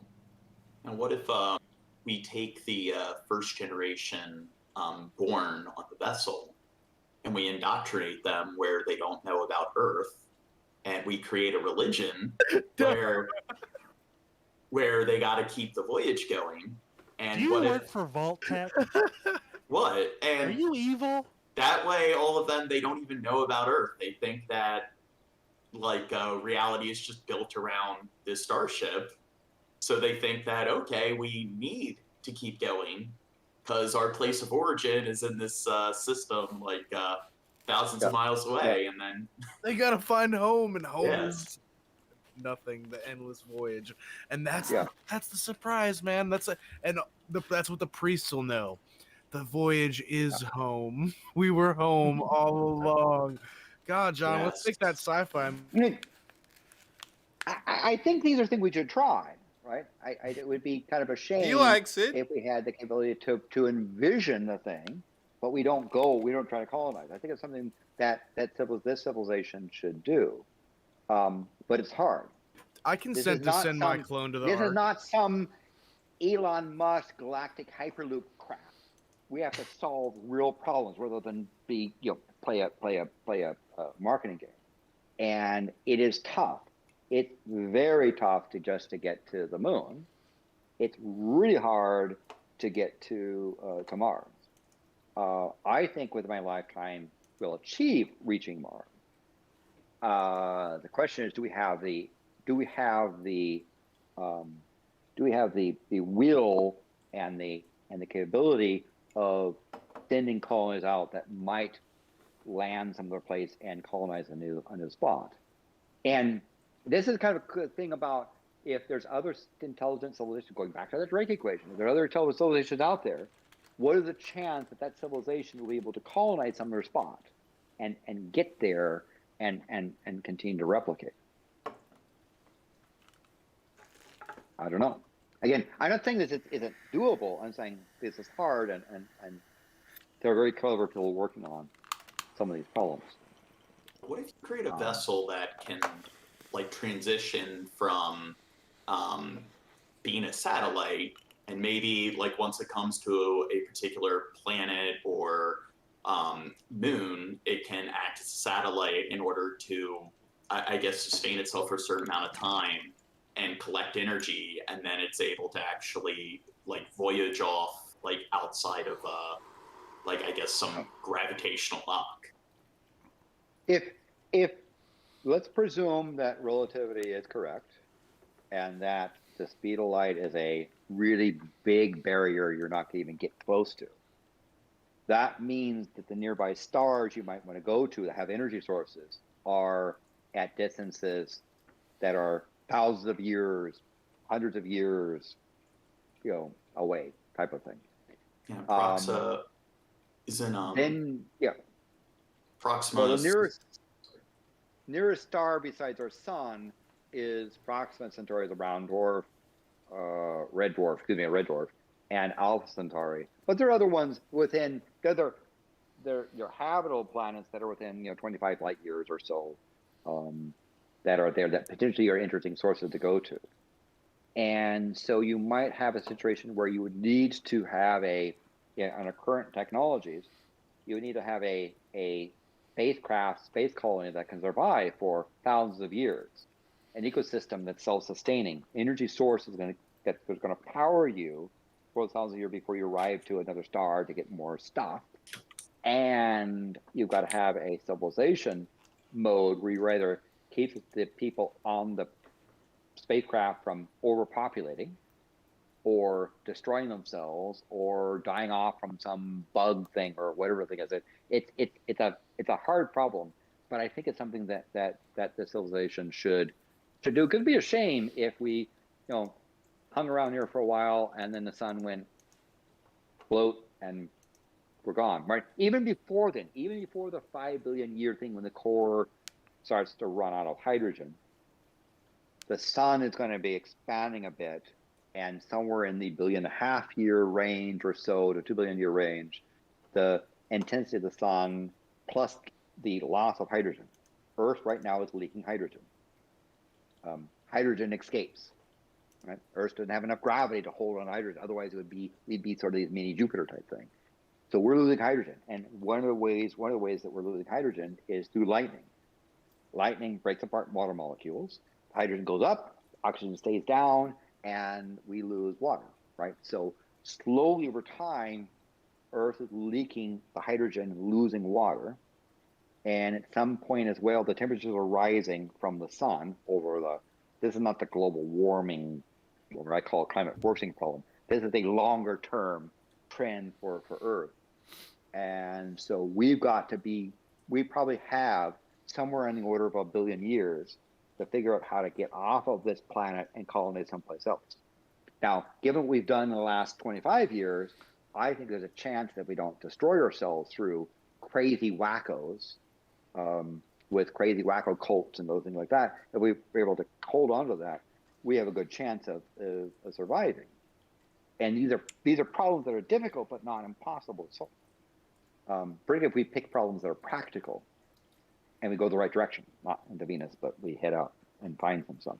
And so the notion of saying, just even saying, let's go and explore the inner solar system and then start to figure out how to send robots way out there and think long term. You've got to be able to decide, presumably that we will presume that relativity is correct.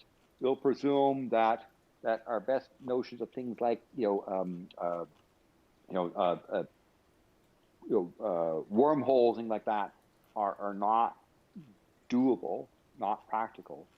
That means we've got to go subliminal speeds for multi-light year distances, and that's probably taking things that are in the order of centuries to millennia to get there. So we should start planning on trying to build a colony that can biologically survive, have an energy source, and have a pool of intelligence that doesn't go bonkers.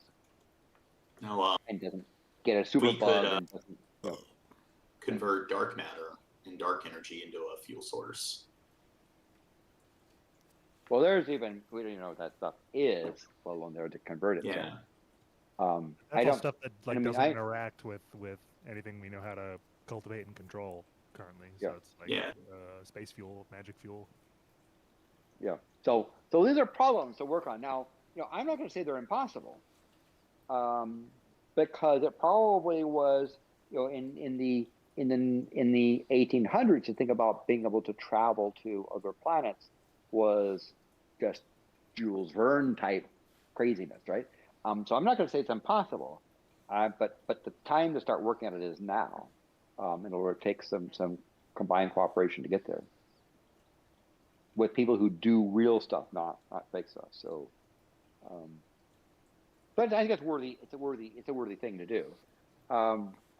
We are, so this notion of astroanthropology is asking questions about what happens if you have a colony that's going to travel by itself for a longer time.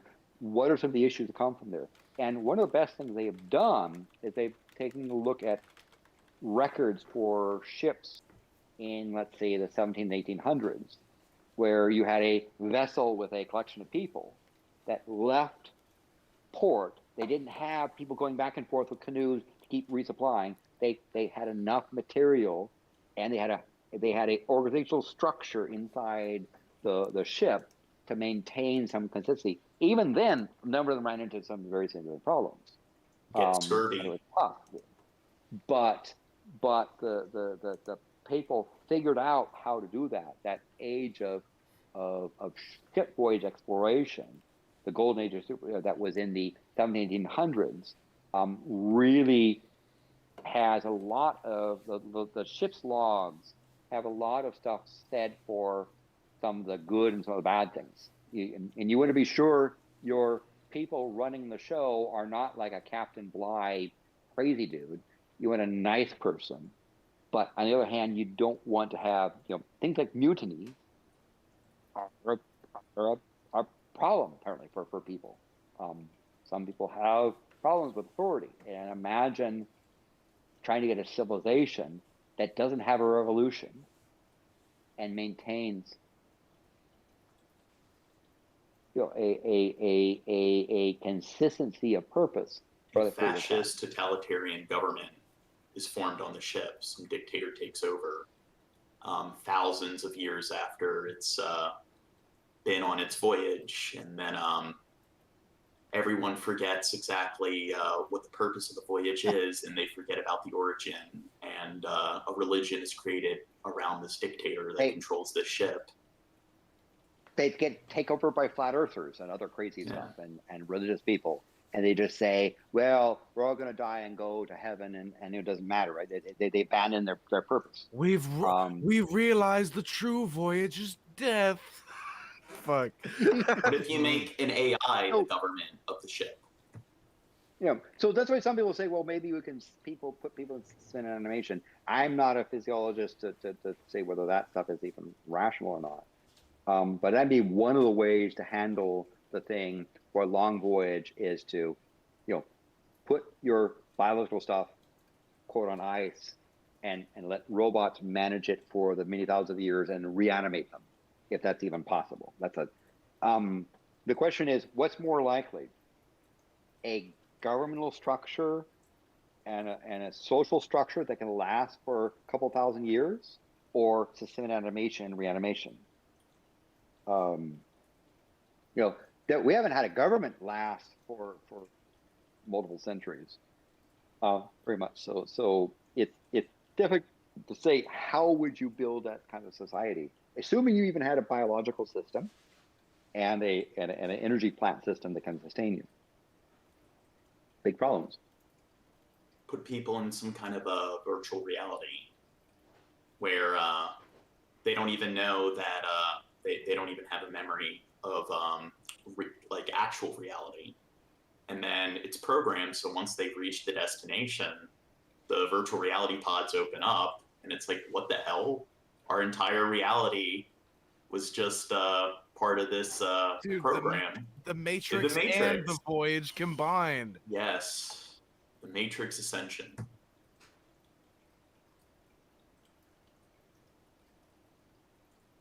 I guess we already discussed this, potential fuel sources. Yeah, so let's talk about potential fuel sources. I mean, one of the problems with propellant-based systems is you've got to have a lot of mass hanging around, right? And presumably one of the problems is you can get a spacecraft to go really fast, but presumably you want to arrive at some spot and stop. And so if your way of going fast is throw lots of stuff backwards and go forward, you've got to turn the spacecraft around and start throwing stuff the other direction to slow down. Otherwise you go fast and it's kind of like, well, that was a nice place to go, but we lost it. And that was a big problem in sea voyages, where when they were getting to the point where they got in a desperate situation on a ship, and the ocean currents and winds didn't push them along and start running low on supplies, and they would see an island and think they got they can get off an island and get some supplies, but the problem is that the winds are such that they can't tack to get to the island, and it goes past them and they go, there you go. So the same sort of thing, that spacecraft that might be fast enough to get to another star system, it's got to turn around and slow down and presumably stop so they can get off at some planet. Now, is it liquid hydrogen? Apparently, they say currently this is the most feasible source for, I guess, space exploration. I don't know long term if this is really reliable, but people talk about ramjets that scoop up hydrogen and you can kind of collect it on the way, but there's not much hydrogen out there. I mean, that's the problem with interstellar space. It's pretty thin. Even around here in our solar system, it's not, except for places like the sun or planets, it's not very plentiful. So there's a lot of it there, but space is even bigger. I thought hydrogen made up like was it like 80 something or 90% of all the mass in the observable universe? Well, you got to be careful about. You're assuming you're not talking about mass that would be due to dark matter. It is certainly, predominantly a hydrogen helium universe from primordial, primordial things that happen during the Big Bang process. But out there in the sort of space, you get to talk about things where you have an atom per square meter type of thing, very, very thin vacuums that you'd have to scoop a long time in order to get even a trace amount. It's kind of tough. Yeah, I guess if you don't include dark matter and dark energy, because I know was it dark matter and dark energy make up like 80% of all, I guess, not mass but substances in the observable universe, and then if you don't count that as matter or mass, I guess most of space is empty. Yeah. So we talk about normal matter. Hydrogen is somewhere around 75% of normal matter, right? But normal matter is composed only about 5% of the universe. The other 95% are stuff which is going to be very difficult to use and get a hold of. So normal matter is a lot of hydrogen, but even so, in interstellar space, it's very, very thin. And I guess normal matter, wouldn't the, professional term be like baryonic matter when you're discussing things made up of atoms and quarks and your typical like subatomic like particles? Yeah. It is the thing about the the thing that is, we talk about the interstellar medium out there. There are things where you have essentially one ion per 10,000 cubic centimeters.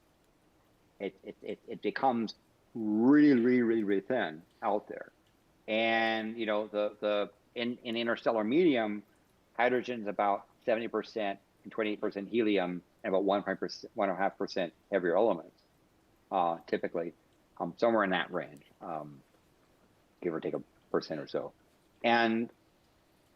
But that interstellar medium again is very, very, very, very thin, And so where, sea level might be, we have 10 trillion molecules per cubic centimeter, like the size of a sugar cube. We might have, 10 billion molecules at air in a size of a sugar cube. In the interstellar medium, you have to hit 10,000 sugar cubes to find one molecule. So interstellar medium is 14 orders of magnitude less dense than air here on Earth. So you're going to scoop stuff to get some hydrogen. You've got to scoop 100 trillion times more volume than you have to on Earth. And so that makes that scooping stuff difficult because there's not much stuff out there. There's a lot of stuff out there, but space is even bigger. So I don't think it's impossible. I'm trying to present you the challenges to say, why haven't they done it? Well, that's one of the challenges, is there's not much stuff out there. It's pretty thin. I guess solar energy, of course, there's going to be, like you just said, a lot of issues with that if you have like a vessel. And there are molecular clouds that have lots of stuff in them, but you have to travel a long ways to get there, right? And so if your propulsion system is to collect fuel along the way, you're going through, once you leave the, out in things where people like, the Voyager are on interstellar space, you're in pretty thin space where there's not much stuff out there. So you need to, I guess, find a way, what is it, in thermodynamics, like perpetual energy is pretty much impossible. So I guess you'd have to find a way to generate enough energy or that sustains you from point A to point B. You have to have an energy source that you can utilize. And it gets just like solar energy, right? It gets to the point where you go 2 to 3 AU, maybe 3 AU or so forth.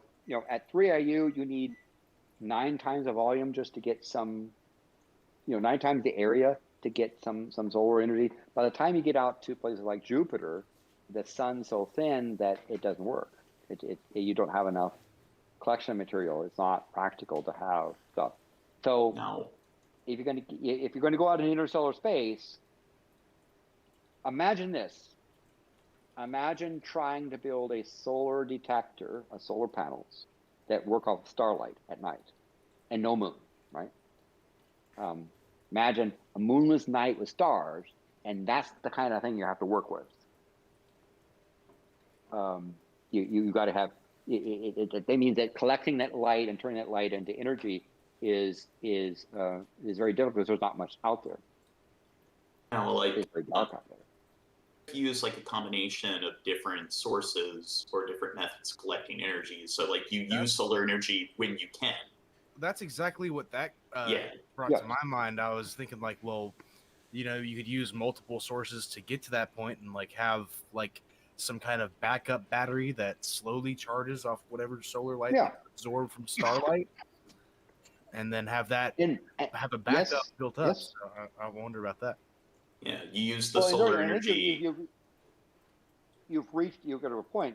It's whatever you have, whatever solution you come up with has got to be a multi-source solution. Right? You don't want to have just one thing because different energy sources have different properties and different have their pluses and minuses. So you're most likely going to have a multi energy source approach. And you're right.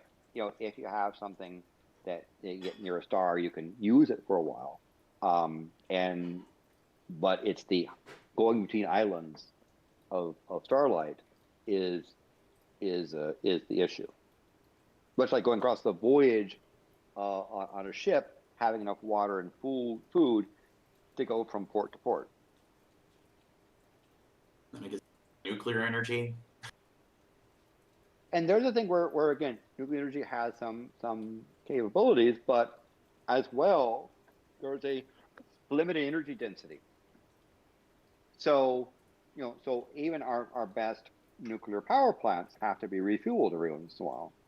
So imagine saying, well, you're going to have some modest spacecraft where let's say you want to power it for 1,000 years.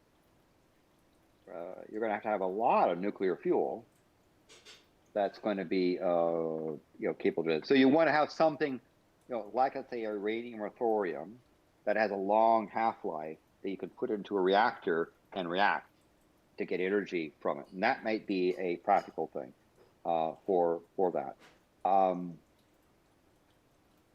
But even those reactors don't have lifetimes on the order of 1,000 years. So you have to have some, there's some tricky stuff to maintain that system in a good way, and manage that the spacecraft. Manage a nuclear plant for that period of time. Now, using excrement as fuel. And this is about the biocycle that needs, however, that biocycle is not magical, right?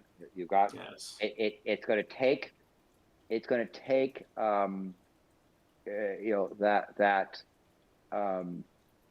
it takes energy to have that cycle go through. That's not a perpetual motion system. Certainly, some of those fuel cycles are going to be necessary in order to have sustaining a biosphere. But it's because you got to get some stuff. That's part of the process that's going to be probably needed if you're going to try to grow food and consume food. You'll need something like that. I guess I think it's necessary to watch the videos. An open house in Davis County at a I guess we already discussed this, harvesting dark matter. I don't know how, we don't know what, the problem is we don't know what dark matter is, let alone we've never detected actual dark matter particles. And the density of dark matter out there is not that dense, right? Remember, the interstellar medium is pretty thin, like 14 orders of magnitude less than air at sea level. And dark matter is only, on average, about maybe 4 or 5 times the dense amount of regular matter. Assuming we able to detect it, it's still going to be thin out there in the interstellar medium for that. And dark energy is something even we know even less about, let alone harness. Maybe I'm not. Again. I understand. I'm bringing out issues, challenges to overcome. I'm not saying don't do this. Yeah. I'm saying these are the challenges you got to be able to overcome. And the reason why it hasn't happened today. Well, it's a fun thing to speculate, like what exactly is dark matter once we get to the point where I guess we're able to determine what it is or how to actually interact with it efficiently. If you can interact with it efficiently, like that's, I guess, and if there's enough stuff out there for you to interact and do something with, right? I mean, it may be 4 or 5 times more plentiful than normal matter, but the density of normal matter out in interstellar medium is pretty low. Collecting it along the way may be even harder. So this notion of method of producing sustenance, one of the projects that I've been trying to get some traction on is to build a terrarium on the space. Just say, let's build a spacecraft that's a terrarium, has moss and lichens and microbes and bugs and whatever the thing is, to build a little self-sustaining ball. Have that ball orbit the sun at the same distance of Earth, and see if you can build it to where it's self-sustaining, where it's able to continue going on for a long period of time. Just try that, just to see if we can get that going forward. So I guess one thing I have in here later on is, where is it? Yeah, aquaponics. So I guess, do you think that would be something that would be pragmatic? You have to do that, but you have to have an energy source to keep that going forward, right? Hydroponics comes from either you have enough lamps powered by electricity to keep the plants doing their thing, or you have sunlight. But if you're out there in deep space, you need an energy source to do that. This notion of splitting out water and recombining it, that takes energy. That's not magic. You have to have this energy source to do this thing. And certainly for biological purposes, you need to do something like this. Now, I know there's certain planets where, like, red light or was it ultraviolet light, which takes less energy than visible light, can be used to for photosynthesis. So I guess that's one way to be more resourceful when it comes to energy. But you know, the notion of takes photons, that is, you know, violet photon has twice the energy of red. So you're cutting your energy in half if you go towards that part of the spectrum, but you're not saving that much. You're not saving a lot. You still have to have an energy source to grow plants, be it a star or something that creates light that allows it to photosynthesize. Because that stuff, in thermodynamics, is just having a magic. There's no perpetual motion, even in a biological system. There's energy input into it. On Earth, it's called the sun. That's or you know, thermal stuff from the ground.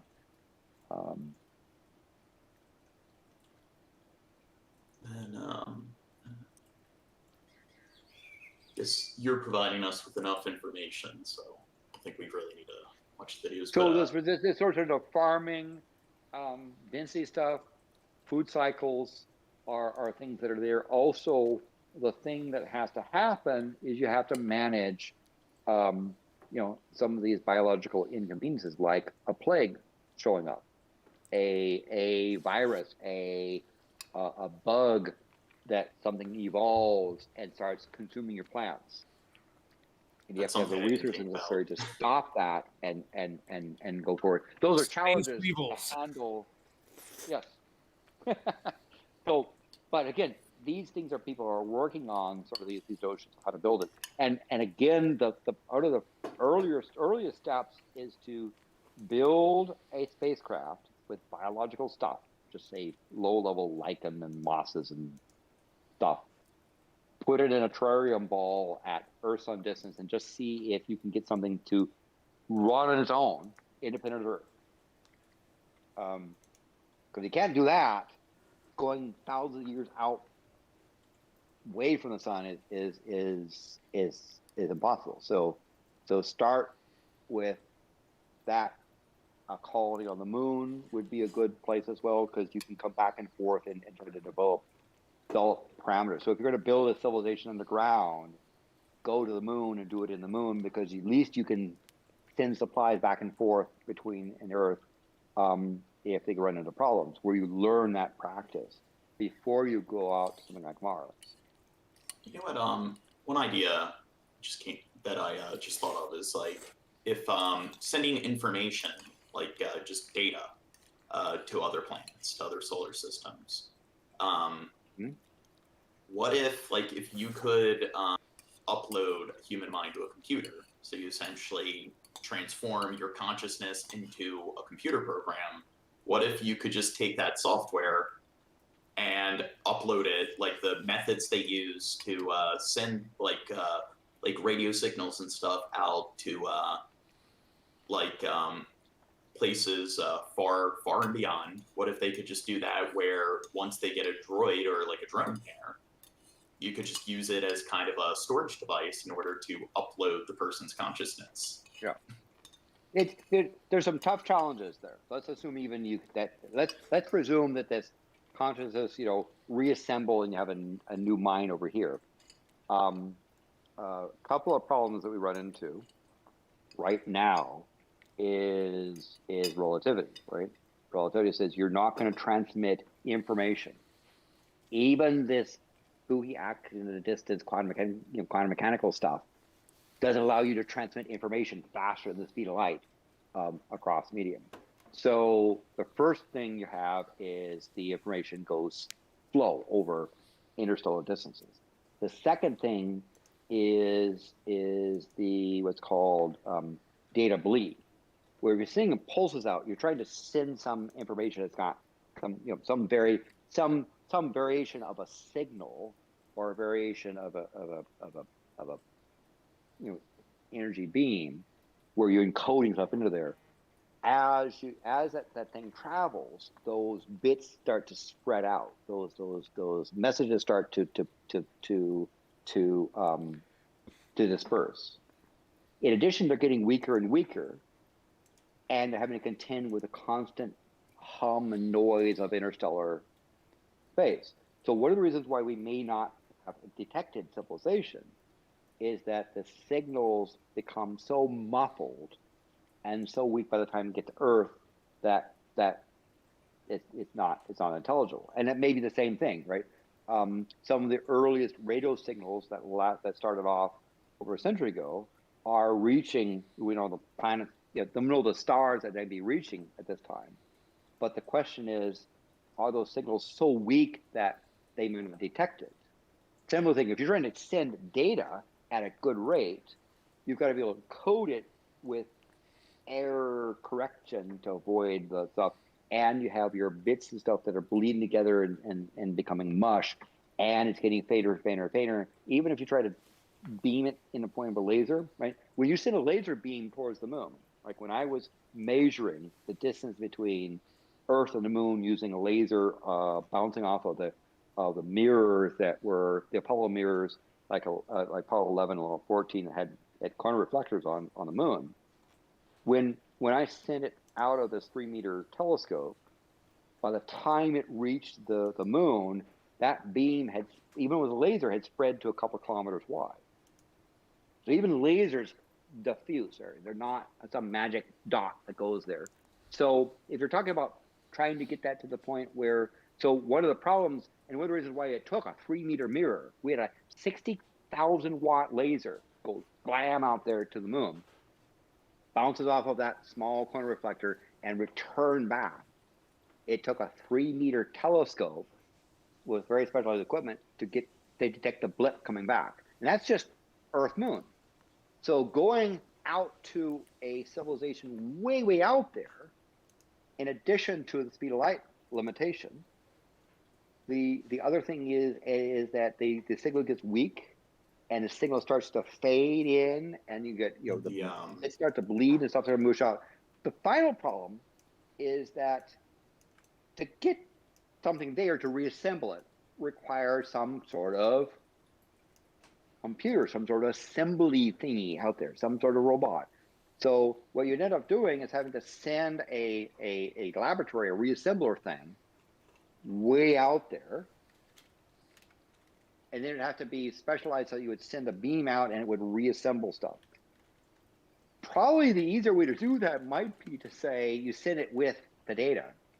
Yeah. With the equivalent of hard drives, and let its robot build new things out there. If you're able to recombine some intelligent thing and reanimate something, why not just go and animate a thing rather than reanimate something?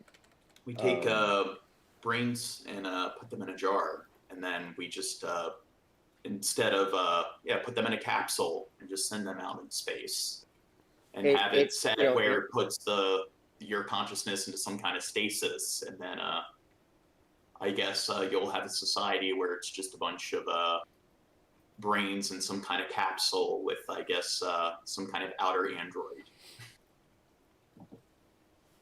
I mean, it certainly worked for Futurama. So yes. But something like that. No, but I'm being serious here. This is sort of something of getting something elsewhere still requires unless there's something already there, in which case you already got civilization or there. That is you need to have some reassembler there. We do not understand the physics that would allow information to go faster than the speed of light. We don't understand that physics. Relativity suggests that it's not occurring. Observations of the universe suggest we haven't detected it. And I understand the physics that would permit that from happening. So traveling information at the speed of light is kind of a limitation if you're sending light. And even then, that light is diverging. The bits are bleeding each other, and you're having to contend with the space noise. It's a significant challenge. It's a significant challenge just to get to the Voyager spacecraft. I mean, understand right now the Voyager spacecraft, the one-way life, it takes light 21 hours, 22 minutes, 25 seconds to reach Voyager 1. 22 hours, 22 and a third hours just to get there. And by the time it gets there, it is so weak that, for example, when we try to detect signals from Voyager, we have giant 90-meter mirror dishes, radio dishes, that are very specialized, where we're having to it sends off at 40 30 40 watts, comes out at a very, very weak signal that gets amplified, and it's just we're barely able to communicate with Voyager 1 and Voyager 2, which are just at the edge of interstellar space. To go far beyond that is a technology right now we don't have developed. We would need to do that, assuming we have some space colony that goes out there and we want to talk to them, right? Or when at least hear saying, hey, we arrived, blah, blah, blah, let alone sending pictures.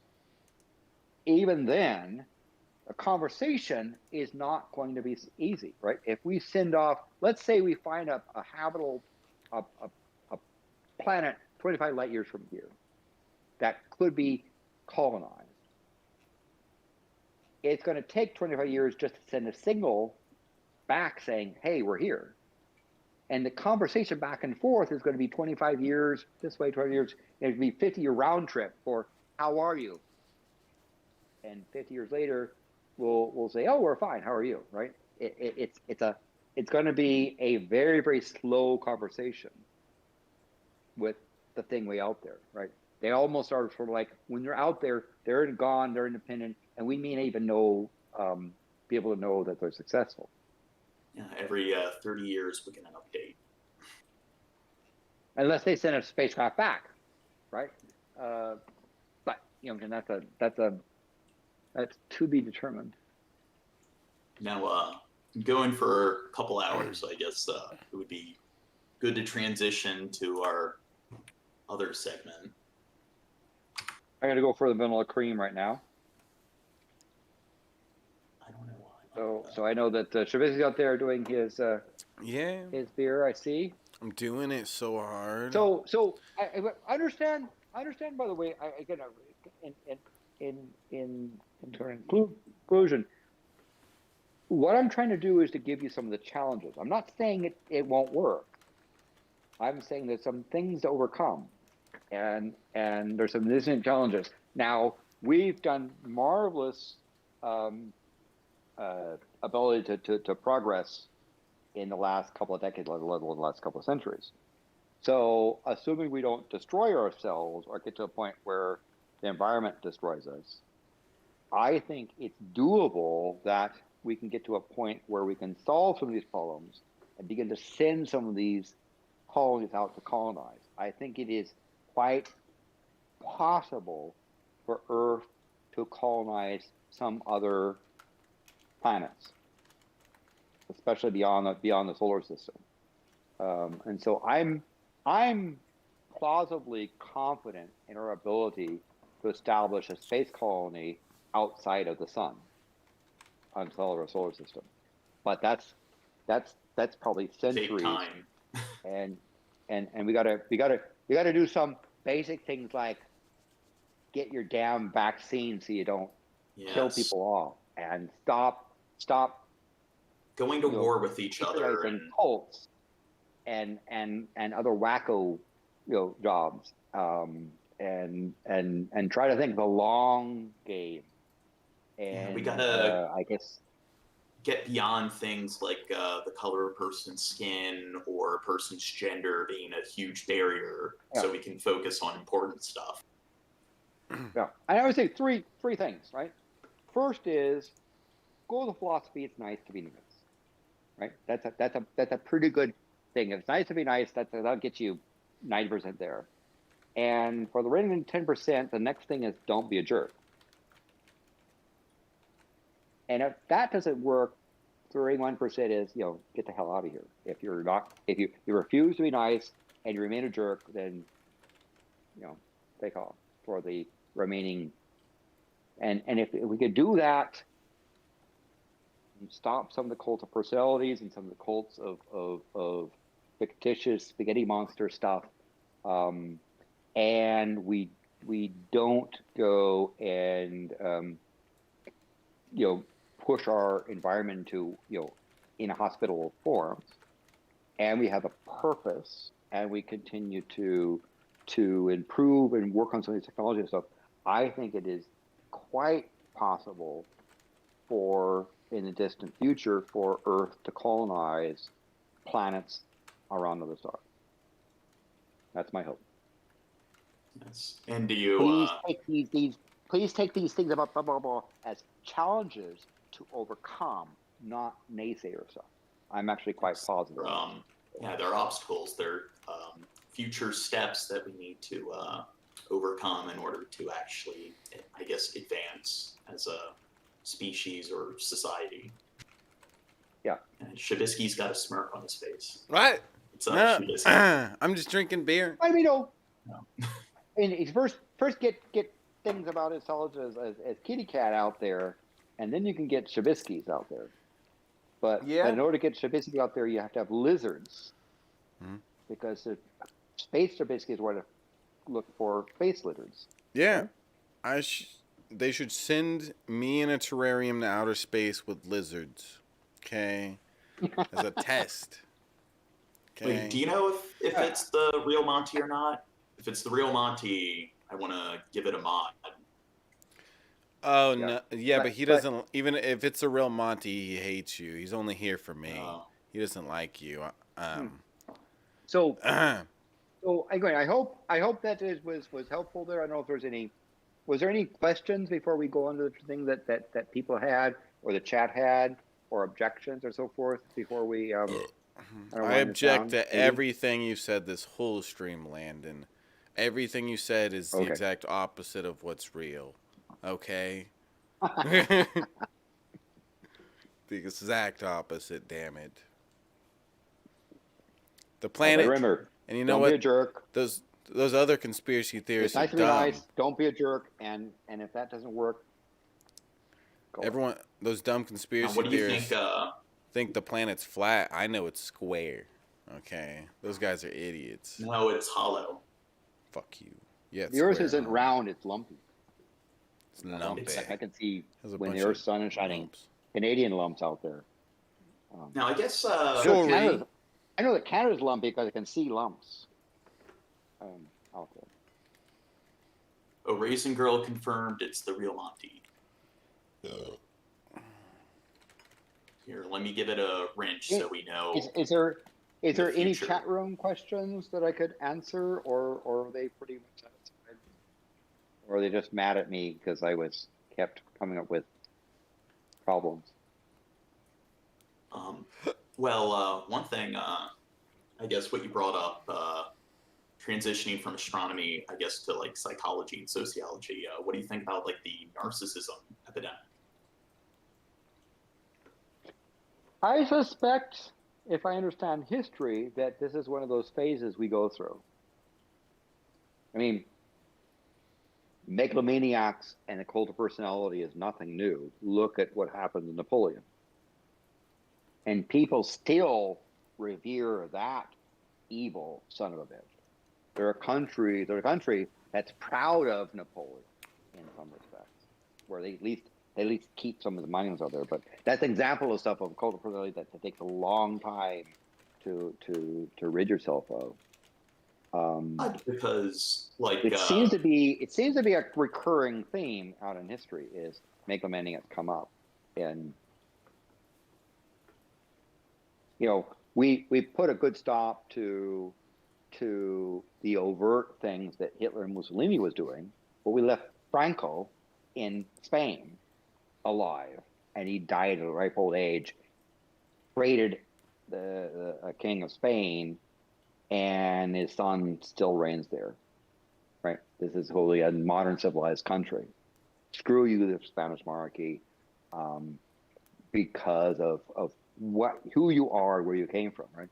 So some of these cult things stick around a long time.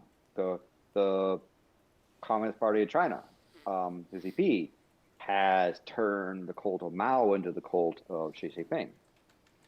right? And that's another example of a cult that moves forward. It seems to be, but those are recent things. But if you look back in history, you'll find lots of stuff. So, I mean, some of the Roman emperors had pretty drastic cult of personality and conformance requirements. And There. it's odd because, like, we look at Stalin and Mao, like, they're evil, malevolent human beings, and it seems like prior to, like, World War One or the 20th century, it seems like a lot of the great conquerors, like Alexander the Great or Genghis Khan, we don't really try to, I guess, view them or depict them as being these, like, tyrannical warlords, which we probably should. As maniacs, right? Yeah. And as much evil that has been, we put Stalin and Mussolini into, Franco got a full pass. And part of the thing is that Franco was smart enough to go and play I think I will become anti-communist, and rolled that thing for pretty good period of time, and again was allowed to go forward, create a monarchy whose son still has the audacity to remain the king of Spain for a time. So some of the things that I guess you might say that the history is for the victors, those cult of personality that sometimes dominate. But look at what happened. If you look at history, these sort of so-called great leaders had their own bits of problems on that. So this is relevant to the previous discussion, because how long can a civilization last?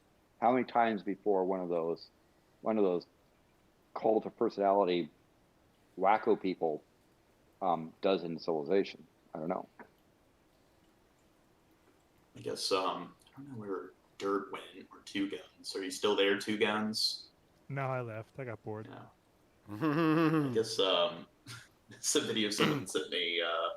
Steve from Blue's Clues delivers a heartwarming message on Twitter. Yay! Oh, Okay. I noticed he's wearing a hat, so I think the reason why he stepped down from the host of the show was because he was balding. So I guess I'm wearing a hat because I'm currently balding. But I don't know. Hopefully when I'm in my 30s, I'll get over it. You guys Shabisky wears a hat because he's Shabisky. Because I'm a gangster. Gene wears a beanie because he wants to be me. Ha ha! What? No, Boom! not because I want to conform of Shabisky. It's because Shut up. We all know that you love me and you're trying to. I don't know. I me. need to get hair plugs or something. You remember? Just accept your hair for what it is. I guess let's speed it up to avoid. So who is this copyright. person? Have you ever seen Blue's Clues on Nickelodeon?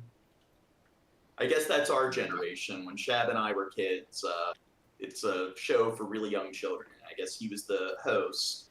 So I guess he'd be somewhat of... Understand, I have not lived in a house with a television since 1979. So pre-1979, if it's a TV, I've only heard about it indirectly. So I've heard Blue's Clues. There was like a Blue's Clues club thing that people were into, I guess. Is that right? Yeah. He's like, I guess for people like my age or Shab's age, he would be like a Mr. Rogers figure. But you haven't, so have you watched any like Netflix series since you haven't, I guess, had access to a television, or you? I've had, glimpses at stuff like that, but I'm not, I wouldn't call myself a aficionado of it. By the way, yes. So I understand. I know about there's a Blue's Clues thing, and people are part of the Blue's Clues club thing, and so I guess this is one of the. Yeah, I don't even know what the Blue's Clues club is. Do you know about that, Shabisky? Anyway, What? there was a fan club because there was a when it was found in the Bay Area, there was a neighbor kid that was in that club or fan club or something like that. So. to So let's see run what around Steve and has to run say. clues and talk to Mr. Salt, freak out about mail, and do all the fun stuff. And then one day I was like, oh hey, guess what? Big news! I'm leaving. This is my brother Joe. He's your new best friend. And then I got on a bus and I left, and we didn't see each other for like a really long time. Can we just talk about that? Great, because I realized that was kind of abrupt. I just kind of got up and went to college, and that was really challenging, by the way, but great, because I got to use my mind and take a step at a time, and now I literally am doing many of the things that I wanted to do. And then look at you, and look at all you. Get what the point is of this message. Look at all you have You done. have accomplished in all that time. What's And that? it's just so amazing. Dirt. It's Steve from Blue's Clues. He's talking got to a recent us. message for us. Yeah. He's talking to I, us, right? Gene. I mean, Because we grew up we with started him. out He's with like, clues. look at what you've Yeah. accomplished and I've Student accomplished loans in and, that time. jobs and We've families. grown Some of it together. has been kind of hard, you know. This is beautiful. I know. I want to be his best friend now. And I wanted to tell you that I really couldn't have done all of that without your help. And in fact, all the help that you helped me Let's with when kiss you were him. younger is still helping me today, right now, and that's super cool. The I help guess I that just we wanted to gave say Steve. that after all these years, I never forgot you, Aw. Ooh. and I'm super glad we're still friends. He really never You're forgot great, me. by the way. Whatever it is you're doing, it's working. I was always thinking of you, Steve. That's I know cute. Dirk's a Now, little bit younger than us. I'll say so, about what you said about Mr. Rogers. When I graduated from college, Mr. Rogers actually delivered the commencement address. He actually came to our college, and we gave him an honorary doctorate, and I got to meet him, and he's a really nice guy. And I'll tell you this, Mr. Rogers, on television, that voice, that's his real voice. It's not a made up thing. That's how he talks in real life. That's who he is in real life. So he had he had a nice message for stuff. And I guess he would probably sit there and say, it's nice to be nice, and say, yes, it is. He would probably, if I said the second level of don't be a jerk, he would go, oh, that's kind of a sad thing. Yes, you shouldn't do that. And the third level of take a hike if that doesn't work, he would not have been cool with. But he was a nice guy. But that's Mr. Rogers. I apologize. I really On the hate to other leave hand- with you guys. I have to step away for personal reasons. My sister sent me a very worrisome text message and then decided to be a cunt. So I'm gonna get to the bottom of this one, you guys. I actually I'm don't want to sorry fuck to up hear the that. I cameras hope- and I hope- stuff. So I'm just gonna like. I don't think Steve would like Step that away. language. You can just leave. Steve is a cunt too. Are you sure? All right, sorry, man. I don't mean to boy. complicate. I hope We'll things miss work you, out. babe. It should be fun. We- Yeah, I'll at talk to least y'all be able later. to reduce it. Yeah. We'll miss All right, you, y'all have a good one. babe. It was a good show. Thank y'all. It was a great one, Landon. Y'all have a great night. We'll miss you. Best wishes. Oh, thank God he's gone. Thank God All right. that freaking Yes. hippie is gone. I miss him. But yeah, so I was Mr. Rogers. Now, on the other hand, Robin Williams also had a really great spoof on Mr. Rogers. In fact, there's a comedy bit for Robin Williams there. And by the way, Mr. Rogers was aware of Robin Williams' comedy bit. He wouldn't comment on it publicly because he didn't sort of talk like that. But I could tell you that Mr. Rogers was aware of Robin Williams' spoof on him. Now, one thing that's kind of unsettling or unfortunate is that like a lot of these like children's stars hosts end up getting arrested because they get involved in something kind of distasteful. So Mr. Rogers seems to be one of the exceptions where he avoided that. But I guess I'm just waiting for the day where there's a news story of some like Pizzagate conspiracy where Mr. Rogers paid all these people to stay silent because he had like a collection of dead bodies in his basement or something like that. So hopefully that never happens. He was genuinely a nice man. He was this. It was actually a Presbyterian minister, and his ministry of talking to kids and making kids feel special and welcome and valued, that sort of thing, was what became his. He shifted from being, the thing to primarily that It wasn't religious. It was just trying to make kids feel valued and trying to teach them that by demonstrating the nice to be nice stuff. So treat others the way you want to be treated. Yeah. Like I was saying with the narcissism epidemic, I do think that it kind of our white picket fence culture, I guess, being too capitalistic, the kind of individualism. I'd say America's culture is kind of like we're the land without neighbors. It's, I think that one thing we've kind of been neglecting as a society is teaching children to respect your peers, respect your neighbors. Yeah. Now, by way of respect, there are some people that I think are not deserving of respect, but they're also not deserving of your focus. So I don't think you have to respect everyone, but you should at least try to be nice. By the way, I should say some nice things to people in the chat. They're skeptical. Jesus out there, how you doing? Engage. How you doing there? Raisin, amazing person, Raisin. Of course, August, I see you out there as well. Oh, there's Galen. There's Galen too. Nice,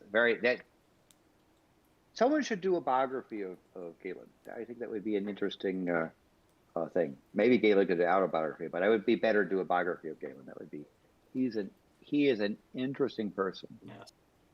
Galen's fun to talk to. Oh, it was Red Eye was there allegedly. I think as well looking back. Yeah. Oh, and there's low energy out there. Hey, low energy. I'm gonna be, I guess, on one of low energy videos stuff. Was it next month or something? We're gonna be hanging out together. And let's see other things. Who else is out there? I'm sorry if I'm just now looking at the live chat, and if I missed you and you're around, I haven't said hi to you. Let me know.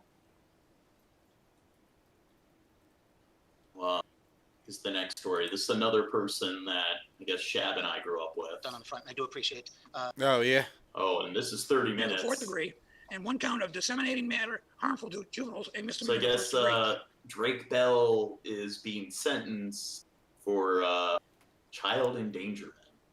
So I didn't know this video was 36 minutes. What kind of child endangerment? Is it like leaving your kid alone while you head off to Europe or something, or shooting bullets? What was that? What was the endangerment thing? I don't know. Apparently, somebody came out and accused him of something that he did during the show's production. So that's like 10 years ago. So I guess he's being put on trial. Some statements for the court. Yeah, I thought it would be a shorter video that just gives a brief synopsis. So. Importantly, those statements will concern the defendant's conduct, but specifically, and most I guess I'll have this play while and that she has suffered as a result of his actions. I look up the story. Your Honor, what I can tell you at this point is that the victim in this case has been severely impacted and harmed by this defendant, his actions. Yeah, did you watch Drake and Josh Shabisky? We've talked about this. I've told you that it's like the best show that is on any kids show, like kids network. Well, I'm just saying, like on as she talks to you, Nickelodeon and like Disney Channel, they had all those like sitcoms, and I'd say all of them I thought were terrible. Yeah, there were a bunch except for that one. Bunch of cringy things like That's So Raven and The Sweet Life of Zach and Cody and like shit. They were all like Full House, but even a bunch of shitty teenage actors and actresses, and just a shitty written show. But Drake and Josh, it was that kind of show where it's kind of like SpongeBob, where like you can enjoy it as a kid and you can still enjoy it as an adult. I wouldn't complain watching a Drake and Josh episode. I'm not gonna go out of my way to do it, but if we did that, I wouldn't complain. I'd sit there and. I haven't seen it in years. Yeah, I remember it being real good. Okay, Angus is gonna knock down these chips using a flying jump tackle. All right, Angus, go! Oh! Are they down? I don't think it's gonna turn out well. It's coming out. A couple more kicks should do it. Wait. Oh god. What a dumb shit. Yeah. No. What a dumb Yeah, fucking don't do that. shit, Don't dude. don't mess around with vending machines. They're also quite heavy if you manage to tip it over. Don't destroy other people's property, too. Well, I don't think he intended to cause that level of collateral, but still, I would not run full force towards anything that is And kick it. That's has damage. like a glass. Yeah. That's damaging somebody's property when you're fucking running, jumping, and kicking their shit. You know, even if you didn't intend for the glass to break.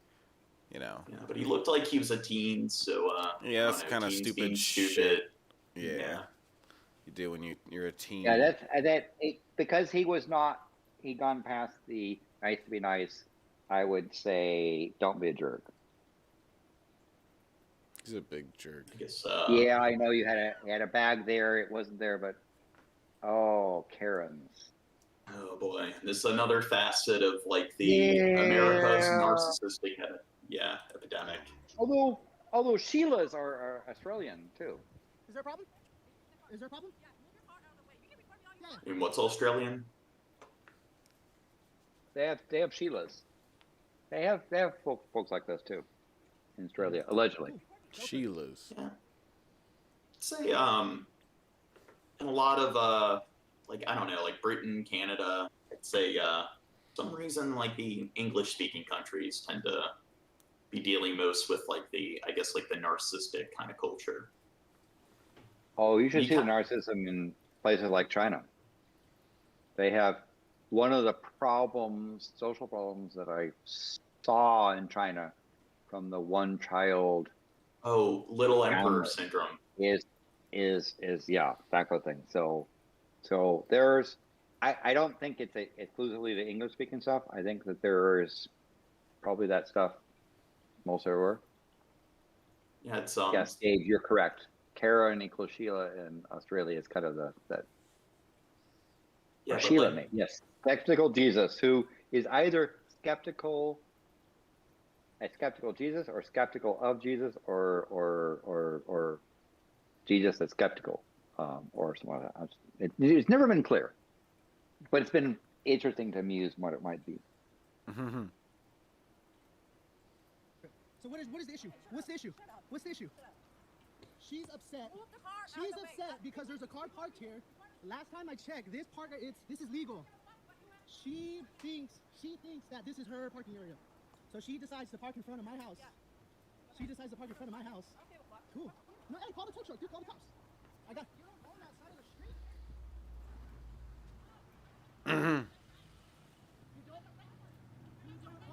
You don't own it. Hey, call the cops today. Don't even. We're gonna call the cops and they're gonna tow this shit. My parents are stopping by for like an hour. Did she park like in front of the driveway where he's not able to get the car out? Okay, yeah, so that's just call the cops. Just call the cops and they'll take care of that shit. Tell the bitch. That's she's gone beyond the don't be a jerk into the third phase. Now I do agree. Like I do think there's a level of common courtesy, even though he can legally park there. I guess it's an unofficial rule where like just don't park in front of someone else's house. But even if he did that, she's still taking it way farther by parking in front of his driveway where he can't get his car out. I mean, that's just her being obnoxious and acting like a little kid. Look at these fools. Look at these fools. Look at these fools. They think they own this right here. They think they own this part of the street. Look at this. Embarrassing, dude. Embarrassing, dude. Look at you guys. You guys don't own this. You guys don't own this though. You guys don't own this. No, you don't own this right here. No, you don't own this. You don't own this. And I mean, like, I guess if they had multiple cars and they need that space, that would be one thing. But it seems like they got plenty of parking space, so it's like, why do they care so much? This you own? I guess this is just like they need their little dose of drama, conflict for the sake of conflict. Not this. Record it. Let's call the police. I'll call the police. Dude. I'm going to call them right now. Do it. Identify yourself. It doesn't matter. Please identify yourself. Please identify yourself. I don't have to identify. Yes, you do. Because if you're stepping into this building, Are you? You're not the gatekeeper of this building. I live here. It doesn't matter. I'm here visiting. Then you identify yourself. No, they call the police. Like, this is really weird. Please stand outside. I'm not going to. Please stand outside of the door. I don't have to. You are in my way. You have no right to be here. You have no right to tell me that. Absolutely, I do. No, you don't. I'm here to make sure the building is. Hi, there's a John. This is your home. He's calling the police on me. John, your buddy here. I don't have to identify myself to this gentleman. Just be a Kevin, not a Karen. Please let him know that if he comes in here, to let people know who he's visiting. Thank you. Dude, don't do that. Dude, I can't wait to make this video go viral. John, yeah, that's John. Oh, it's too bad that people don't behave like that. Well, I guess they're calling them Darrens. Haven't heard of that term before. I've heard Darren, Ken. Yeah.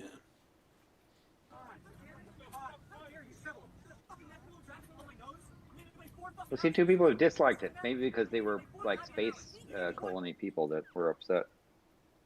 Or maybe they don't like the Karens or Sharons. Who knows? Yeah. It's another thing. Maybe it's just me, but it takes a lot for me to get to the point where I'm angry, where I'm gonna raise my voice at someone. So this is something I don't get with a lot of Shut up, people. Jane. Like, really benign things cause them to start, like, raging out, and Shut up. I don't know, I just don't get it. I hear that. I've been told that, for example, in the stress of these pandemic times has caused a rise in a number of people who are frustrated and are in shorter fuses. So, for example, driving incidents where driving rage and so forth is there. Similar, they're assuming that some of the stuff that happens on airplanes, because airplanes are confined areas issues around pandemics get remarkably pushed on you for a long period of time, that people can't handle. I'm not giving excuses. I'm just explaining that I think what we're seeing is kind of a general societal stress, and it no way excuses some of these meltdowns. It's one of the sad things about some of the problems that happen on airplanes, where the number of incidents of people misbehaving that to an extreme degree, let alone mildly, right? The number of people, for everybody that gets kicked off like this, there are probably a whole bunch that misbehave, but not to this thing where they get thrown off an airplane. One warning. That's it. Look, the second he said something, I pulled it over my nose. Fucking bullshit. No, give me my shit. Give me my shit. Give it to me. I'll fucking move. Go get it. What'd you do in this situation, Shab? What? What'd you do if you were working on an airline and you're dealing with a rowdy passenger? I would throw them off the plane while it's going. Okay? I would take them and shove them off of the plane. Okay?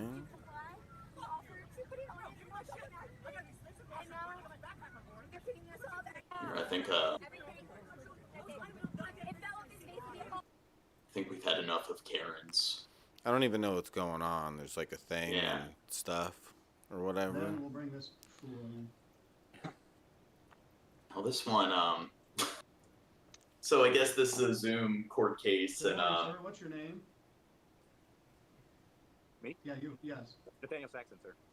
Your name's not Buttfucker3000, you yo-ho. Logging into my court with that is your screen name. Now, I mean, if they're gonna have Zoom court meetings, I mean, something like that's bound to happen. Like, you're gonna have somebody where their username is just something stupid, and it's just that basic rate of like human error. They're gonna realize, or they're going to forget to change their username to something more formal. But I do think this judge is kind of like, just tell him to change the username, whatever. I do think that, like with police brutality, cops having like an oversense or an inflated sense of self-importance. Yeah. I think you can kind of see the same thing with judges, where it's like, I don't. Well, supposedly I would say the bailiff, or the court bailiff, or the people that usually in a court case, the courtroom is set before the judge comes there. Whoever is supposedly managing this stuff should have addressed this. So what happened? I guess, so do you think it's oversight on the bailiff? Or whoever it is that manages the courtroom. Usually it's not the judge, but the people that maintain order in the courtroom and facilitate and make sure the people that are there are behaving properly. So there's usually that is not, but for the judge to have to come in and say that, because one of the problems is that this person might have this handle, but if somebody is there that has to address this person, they have to say, well, I'd like to respond to Flatfucker 3000. Now, the fact that it's 3000, I think that's a little bit of a nice touch. But other than that, like when it comes to the internet, now that they're doing this stuff online, you do just have that element of just like, I guess, internet culture, where if somebody has, I guess, some informal username and it's just like, once again, he forgot to change it before the court meeting, it's like something like that, it's going to happen. So if I was a judge, I'd just be like, okay, just change your username. I think the judge kind of responds in like not the best manner. A little bit. What kind of idiot? There's this kind of mentality with judges What's your name again? and the courtrooms where like the judges are kind of like, yeah, I don't know. My courtroom.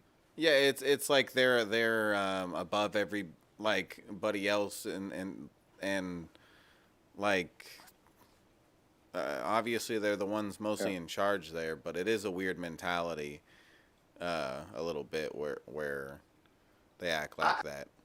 So I suspected a couple things, as I said there, that the second person who is in the Mike? Well, yeah, because it says St. Joseph District Court room. I assume that's the same judge, but it's a different angle for it. I would think that I would have a thing where the judge would be, Justice Middleton, and has somebody else who is the managing the court be the person in the second set who would admit people into the call and should have caught something like this to say, put your name in or how you're being identified on court records. Because if you've got a court recorder, how is a court recorder going to record what this person, the Mr. 3000 person, was going to say? The other problem, of course, is that you have someone like Brandon, whose name is ... at the end, right? This is not a poorly man. Well, Zoom has got problems. Well, that's what it says. But like what Shab was mentioning, like this weird culture where I guess like if you are disrespectful towards judge, like you're much more likely to get contempt in court, as if like you insult some random person on the jury or someone else in the courtroom. And I do think that like when it comes to things like that, it should be enforced. Like if you're going to give somebody 3 months in prison for throwing an insult towards a judge, you should do the same thing if they do the same thing towards anybody else in the courtroom. And it's like with our with like police disrespecting an officer, it's like no. Like if you disrespect a citizen, it's just as bad as disrespecting an officer. I think educators, it's like if a teacher is verbally abusive towards somebody's kid, that's less serious than if a kid says something rude to a teacher, or what if kids are rude to other kids. So I think that if the penalty you'll give a kid for being rude to an educator should be the same penalty that you give a kid for being rude to another kid, or an educator for being rude to a student. And I do think that it's important to give people like a certain level of authority in certain cases, but I do think that, like, hey, you need to give them a greater level of respect because they could potentially abuse their authority. It's like, no, they shouldn't be abusing their authority. Mm-hmm. Yeah. Do you have any friends at all? Oh, I guess this is a social experiment where a girl gets bullied and they want to see how people respond. Anyone that aren't imaginary? Or your family?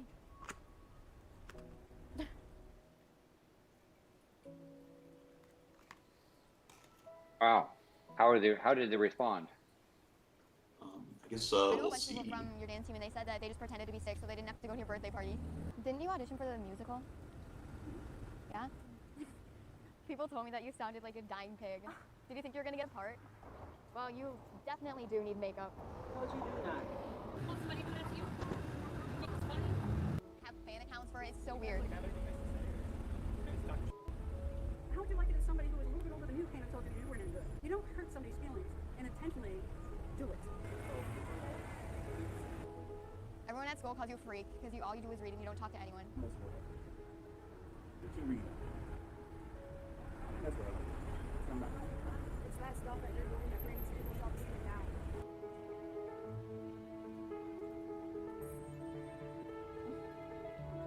Did she just move away from us?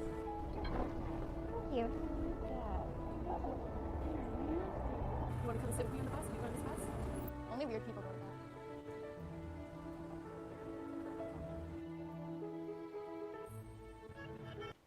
that. This raise my hopes in humanity to some extent. Yeah, these actors are really good. Even the ones that are acting like they're sticking up for them, they're really good too. What do you This is think? really- I'm just Do you kidding. think the entire thing is staged? Possibly. When I see things like this, that definitely is in the back of my head. There's a lot of these like public things like this where they're staged, you know. See Young Turk's video. Probably shouldn't play that. Oh, and one of the things we do when we cover the news, it's kittens and carnage. I guess because the news is usually pretty depressing. We'll play random cute animal videos in between, I guess, to brighten the mood.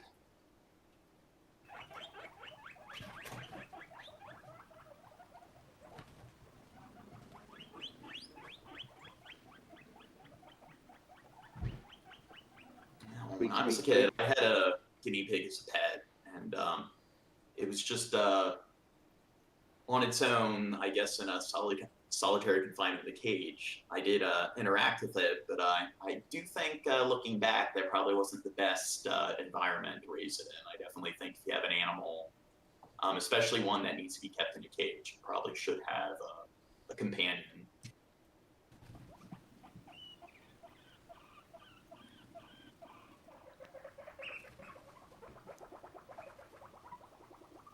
What do you think, Shab? Would you like a guinea pig as a pet? Yeah, one thing I used to have as a pet is God, I can't think of the name right now.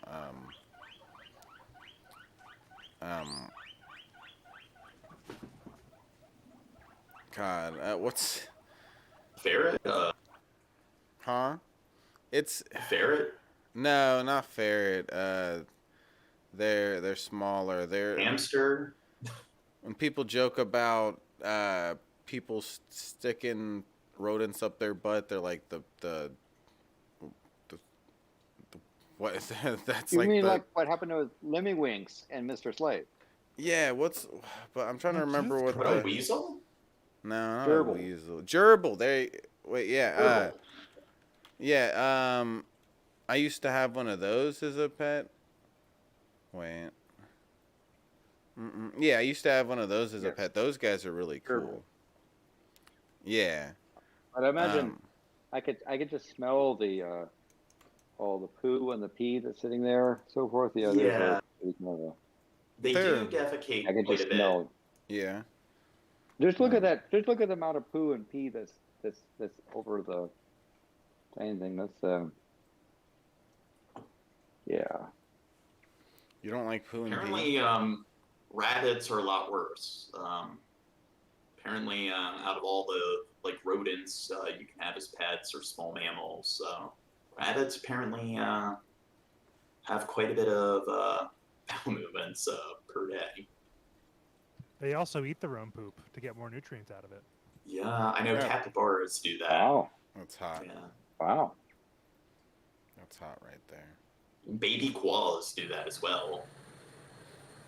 So this is Russia and Belarus have been kind of engaged in some military exercises with one another lately. And you know, Belarus, if you don't consider Russia or Turkey to be part of Europe, which I know they generally are considered, Alexander Lukashenko, the head of state of Belarus, is considered to be Europe's last dictator. And Belarus, they still have a KGB, like federal agency. So they kind of, I guess they're more tied to their Soviet roots than pretty much most other ex-Soviet states.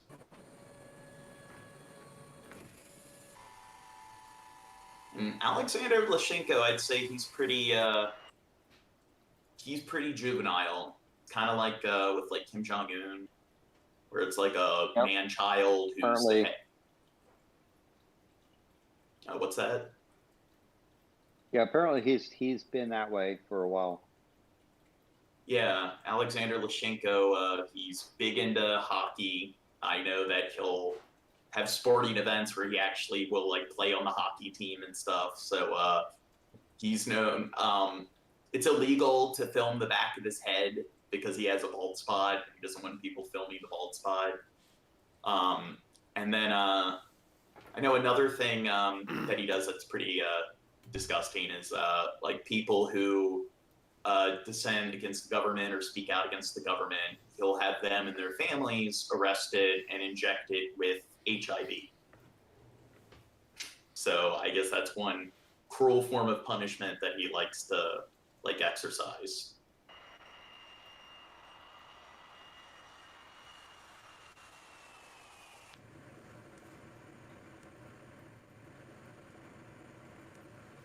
Jane. What's that? How you doing, babe? You having a good day? Hanging out with me and Landon and TwoGun? As Russian President Vladimir Putin and Yeah, I'm doing well. speak about bringing their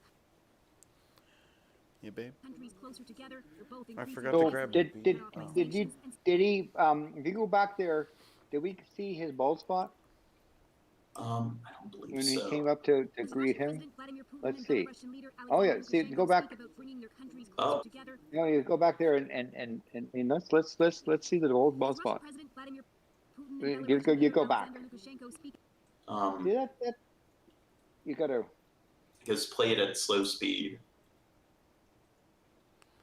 This is hot. See there, he's got. Yeah, look at that bald spot. Well, See that's Putin. No, I'm talking about him. You see, he's got a bald spot on his top of his head, and behind there. See there, right there. If it, you gotta. Well, I do mean, better. you have the bald spot. Like I guess you he's look at- balding in the front. There, you can see the top there, and as he turns, you could see that brown on the side of there. Yeah, look at that. Look at that tiny bit up there. I guess that's the spot. He doesn't mind getting filmed, but I know in the back of his head there's another like. Well, you notable can one. see as his head turns. If you catch the frame, you'll see that he's got a. Belarusian leader Alexander Lukashenko speak about bringing their countries closer together. They're both increasingly isolated, cut off by sanctions and soured relations. Poland declared a state of emergency near its border with Belarus after seeing a surge of migrants. The government contends Belarus is pushing them over. The emergency order is also in place because of this. Yeah, in Belarus, I'd say it's up there with like Moldova as one of the poorest countries in Europe. A massive military exercise being staged in Russia and Belarus over the next week. I don't know. I think Belarus might be the poorest country in Europe in terms of development. I think it's either Moldova or Belarus. Surely peaceful Putin insists. NATO isn't so sure. Russia should behave in a predictable and transparent way. We are closely monitoring the Zapad exercise. This drill is held every 4 years, but it's now taking place amid rising tensions. This exercise is more secret than it was 4 years ago, and I think it reflects the state of West-Russia relationship. Which this defense analyst says hasn't been so bad since the Cold War. Experts say Russia has long been pushing for a deeper military foothold in Belarus, which it sees as a security buffer between Europe and NATO. Belarus has always resisted, but the dynamics have changed. I know. Like one documentary I watched, Alexander. By the way, Alexander, if you do a, I'm sorry, go ahead. I didn't realize you were talking. Sorry. Very much kind of. Yeah. One of the documentaries I watched, they mentioned Alexander Lukashenko actually wanting to rejoin Russia. So they essentially want to be part of Russia the same way they were when they were part of the Soviet Union. So I guess maybe in the near future they might become one state again. But what was that?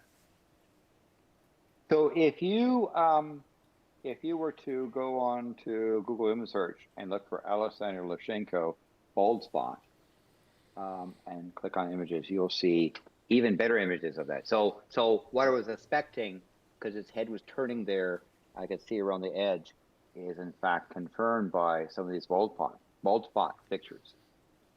Well, I believe like journalists from other countries have filmed it, but within their own, like journalists within their own country aren't really able to without getting into, I guess, trouble. I would think if that would be something where if you got an idiot like that, that'd be something that the press should do, is have the Belarus leader and that side profile thing where you can see that he's got a pretty shiny bald spot on his back of his head if he's that insecure. And I know he's been president for like 30 years, I believe. So, and he always wins. Like, and I like how a lot of dictators, they like to call themselves president, and they have elections. And even North Korea, they have elections, and everyone's required to vote, and there's only one person to vote for.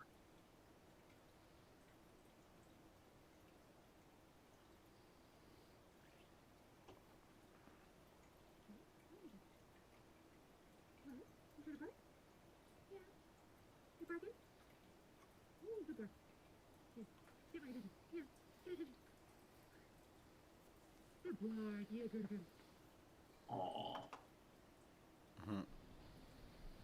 What are you doing?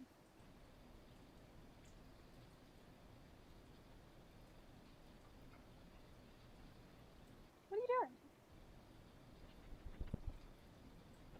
Do you know, I believe golden retrievers are like the fourth most intelligent dog breed.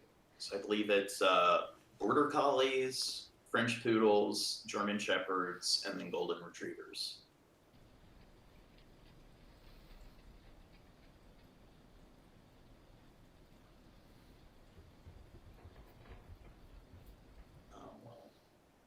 How significant is this? Guess here's a North Korea story.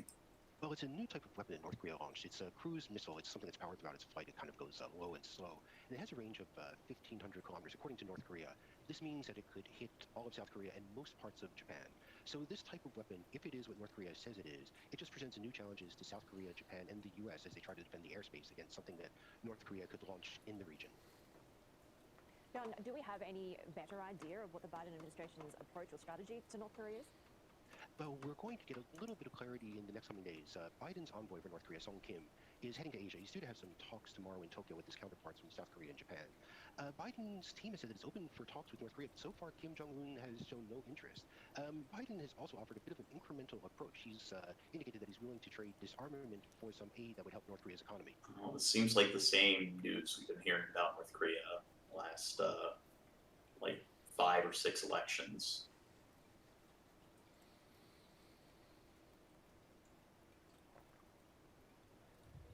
The huge American detention center at Bagram terrified Afghans. It was known as Afghanistan's Guantanamo Bay, and here American soldiers carried out a hidden war on terror. We're the first Western TV crew inside the infamous prison, known for its brutality and torture. We squeezed through holes where prisoners forced their way out through the corrugated walls. How did he get in? They clawed their way to freedom weeks after US soldiers left the base in a hurry, and hours after Kabul fell to the Taliban. The cages each housed about 30 prisoners, and inside them were some Taliban fighters arrested by US forces, some viewed as... Now, one thing, this is kind of an aside, like with Guantanamo Bay, like I always thought it was just a facility, but apparently it's a territory that the United States actually has control over. That's actually falls within, like, I guess the borders of the U.S. So. Well, it's a U.S. controlled territory. Yeah. So my thing is, I would just probably get rid of the prison complex and probably just use the territory as, I guess, a tourist destination or like a vacation spot. I guess the government would probably make more money that way, and I guess it's much better overall than like waterboarding people and torturing more prisoners. Well, Guantanamo Bay is actually a naval base, and it's actually the oldest U.S. overseas naval base. It was established in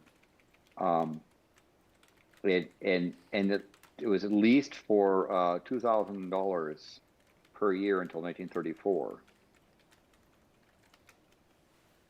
In 1974, the lease was actually about $4,000. And I'm not sure when the lease is up or whether it's perpetual. I was trying to remember that. Guns, just deemed suspicious. The reinforced cage ceiling allowed the US soldiers to constantly observe the captives they saw as some of the most dangerous men in the country, held in these crammed conditions indefinitely, but with no charges, no trial, and no justice. Oh, what do you think about us having presence like in the in Afghanistan? Do you think it's just been one big boondoggle? I don't think it's been overall productive. Yeah. Well, my thing is, like, if you really want to curb something like the Taliban or the like any of these like terrorist organizations, it would be like similar with like the Khmer Rouge in Cambodia, where it's like after like Vietnam, like I guess briefly took control of the country, and they got rid of the Khmer Rouge. Pretty much they all hid out into the like in the rainforest, the jungle. And I believe the Khmer Rouge is still there to some extent, but pretty much it would be a waiting game where it would take like 2 or 3 generations for like that particular cult or group of people to just die off naturally because they're just going to find a way to hide out in caves. So, I mean, unless you want to have a military presence there for like several decades, I don't think there's really an efficient way to really eliminate those particular like terrorist organizations.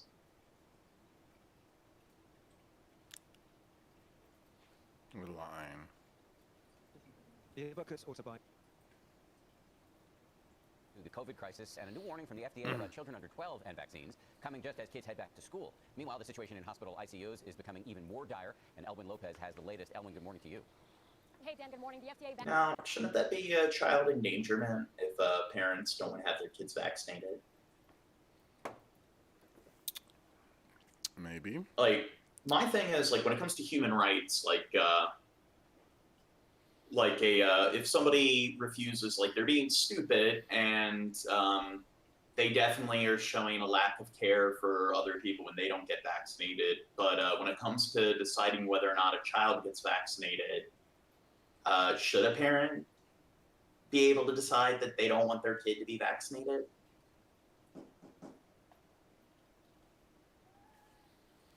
I suspect that there should be consequences for people that don't want to become vaccinated, right? One of the problems that we're facing now is the unvaccinated represent a large portion of hospitals in a number of areas. And you have hospitals that are sort of overwhelmed with people who chose not to become vaccinated. And and yet there are other people that need hospital services. So imagine, you're a cancer patient, you're a kidney dialysis patient, or something where you need routine hospital care, and you're in an area where a bunch of people chose to not become vaccinated. What do you do? I guess I think for those cases, there should be consequences for that. I think maybe the government should tell people not to get vaccinated, and then the oppositional people will then get vaccinated. Maybe they should use reverse psychology. Or maybe we should program, air drones that just, shoot little vaccination darts at people. Vaccine chief says he is very hopeful that vaccinations for children 5 to 11 will be underway by the end of the year, adding that the agency will not cut any corners. This morning, a new warning from the FDA as pediatric COVID cases surge across the country. The agency urging parents not to seek out a vaccine for children under 12 because they're not eligible, saying in part, children are not small adults. While, of course, I can understand that parents are anxious to get their kids vaccinated, it's super important for the FDA to complete its process. This comes amid the uncertainty of a new school year, and this week, nearly 1 million students are expected back in New York City classrooms. Hospitals across the U.S., meanwhile, overwhelmed, inundated with COVID-19 patients. We're already at max capacity. We're already stretched so thin. ICUs in 7 states close to running out of beds. Kentucky now calling in more than 300 National Guard members to help with the surge. Folks, we are in a dangerous place. So this is part of the impact you saw, and of course you see that August said that he had to sit on a sidewalk outside a hospital for a day and a half. His mom was there because of overcrowding, right? This is part of the impact stuff. So I would, for example, I would think that if you choose not to become vaccinated, there should be consequences. As an example, you should be put on a no-fly list on airplanes and buses and trains, right? So that your impact is not impacting, for example, people who there are a small fraction who can't be vaccinated, such as they're saying kids under 12, right? You choosing not to be vaccinated become a vector for kids under 12 who can't get vaccinated. And so one of the consequences if you choose not to be vaccinated is you should not be allowed to be on a bus, should not be allowed to on an airplane, a train, sort of driving your private car, fine, but that's the thing. Similar thing, that you should not be allowed to go into places like restaurants. Dining in restaurants should be not available to you if you choose not to become vaccinated, right? You can choose that, but that there's consequences for your choice. Here's an even but sticker problem is because you saw that previously you saw the map where there at that time there are states that have various levels of ICU beds and hospital beds overcrowding, right? That are impacting people who have other needs for hospitalization, right? And you choose not to become vaccinated and need to be hospitalized. It'd be something where I would sit there and say, the hospital has to, if the hospital has to ration care because it has no longer beds available, they should be on the bottom of the list. There should be some tough choices that have to be made. Yeah, and I agree, and I definitely think I don't know. What do you think it is with the people who refuse to get vaccinated? Do you think it's just pure oppositional personality where they just want a reason to? I imagine there's a wide range, right? I don't think you can have one thing, but you listed one example. And then you also have the conspiracy nuts, which I don't know. I think with them, it's more innocent than the people who are just opposite or just contrarian for the sake of being contrarian. I don't know how many strict contrarians there are in this pool. I think, I mean, I'm sure there's some, but most of them are motivated by something, I would imagine. Yeah, well, I think a lot of them, it's just, I don't want the government telling me what to do. New case numbers we have ever seen.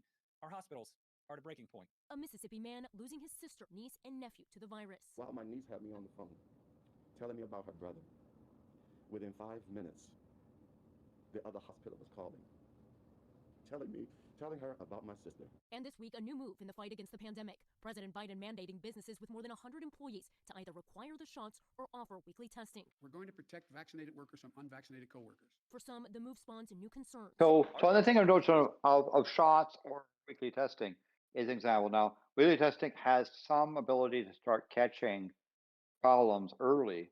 But for example, if you are on a bus or a plane for a number of hours, rebreathing stuff, and you're a kid under 12 that is not eligible to be vaccinated, then you're at risk for people who choose not to become vaccinated. And that's where I would sit there and say, sorry, in terms of public transportation should be unavailable to you. Similarly, in going to a restaurant or going to a concert, right? If you choose not to become vaccinated, you should not be in the presence of other people. You should stay home.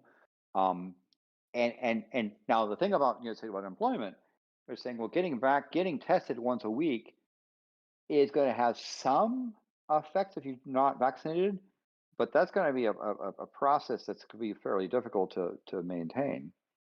So. Definitely think there should be legal consequences, like if they should stay away or from densely populated areas. So I do think that if a person isn't vaccinated, or I do think those areas should be legally obliged to see if people have a vaccination card. So if you go to a concert, you have to show proof of vaccination. And I do think that those particular companies or the people organizing those events should face legal consequences if they don't enforce those kind of proof of vaccination policies.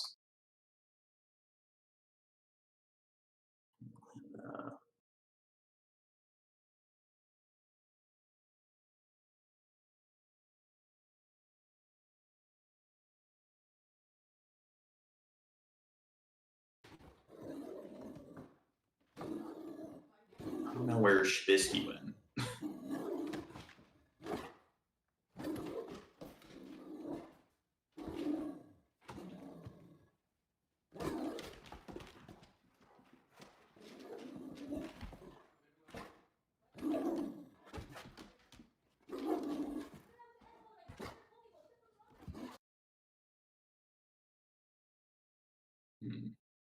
Now, one of the things with the Great Danes is it's like they only live for like 8 years. So I don't know. It's do you think we should be breeding dogs like Great Danes and pugs where they have so many different health complications? No.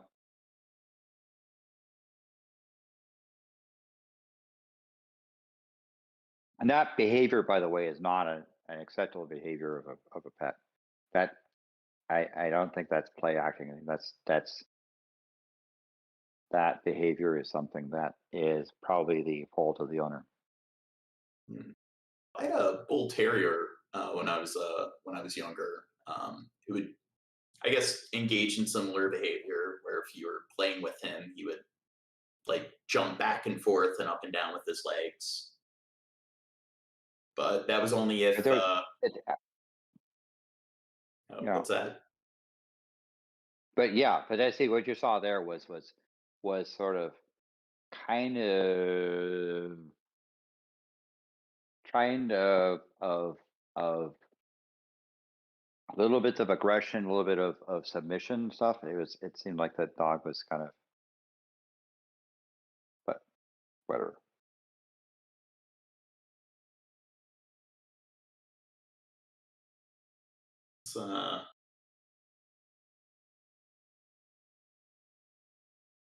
Wondering where's the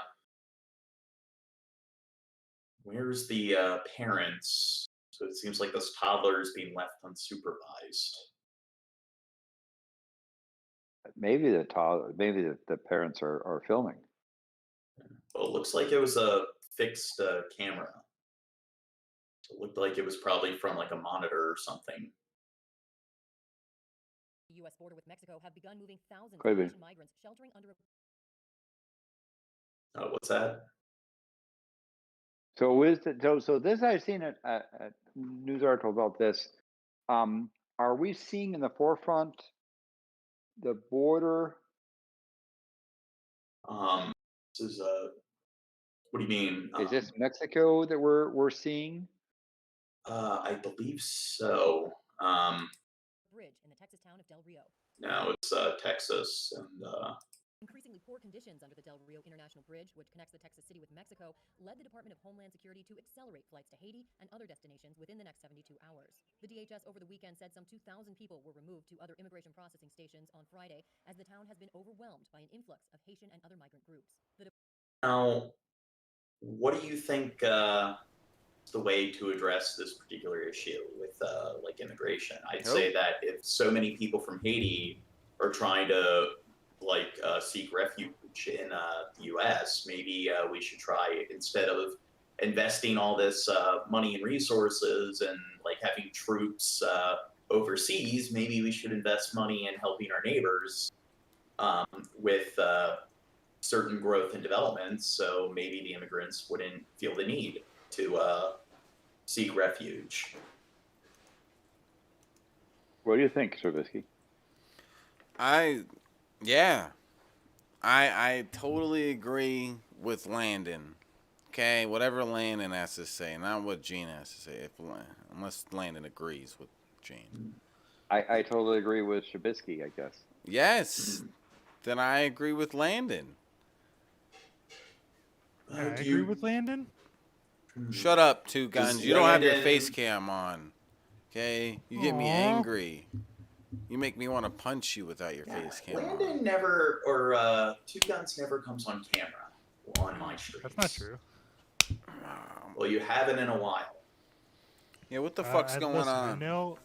I know you want to hear my Yeah. beautiful face, but I want to hear your beautiful face. you want to hear my beautiful face in your mind's Yeah. eye. Look, I have blue moon, guys. I hear you have a blue color.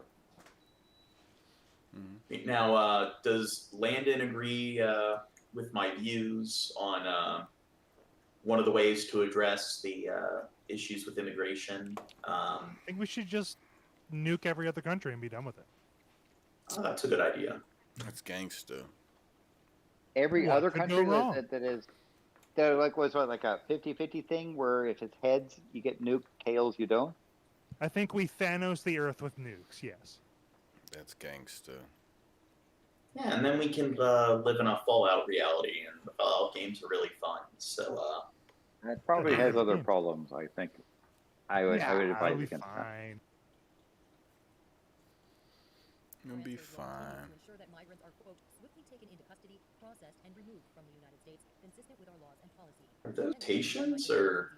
Fear returning to their homeland. If I'm deported now, I'll die. This guy doesn't know how to wear his freaking mask, man. There's civil war every day. He's got a chin diaper. Got a chin diaper. While migrants seeking jobs and safety have been making their way to the U.S. for months, it is only in recent days that the number converging on Del Rio has drawn widespread attention, posing a humanitarian and political challenge for the Biden administration. It's like he didn't sound like he was like he didn't sound like he was speaking Spanish. I know we were watching a video a while back about like the Darien Gap. A lot of migrants from Africa will like fly to like Brazil, where I guess their policies when it comes to like it's easier to get By the way, transportation. it was in Haiti's the official language is French and Creole, Haitian version of Creole. So it's not Oh, Spanish. I'm thinking of Honduras. Never mind.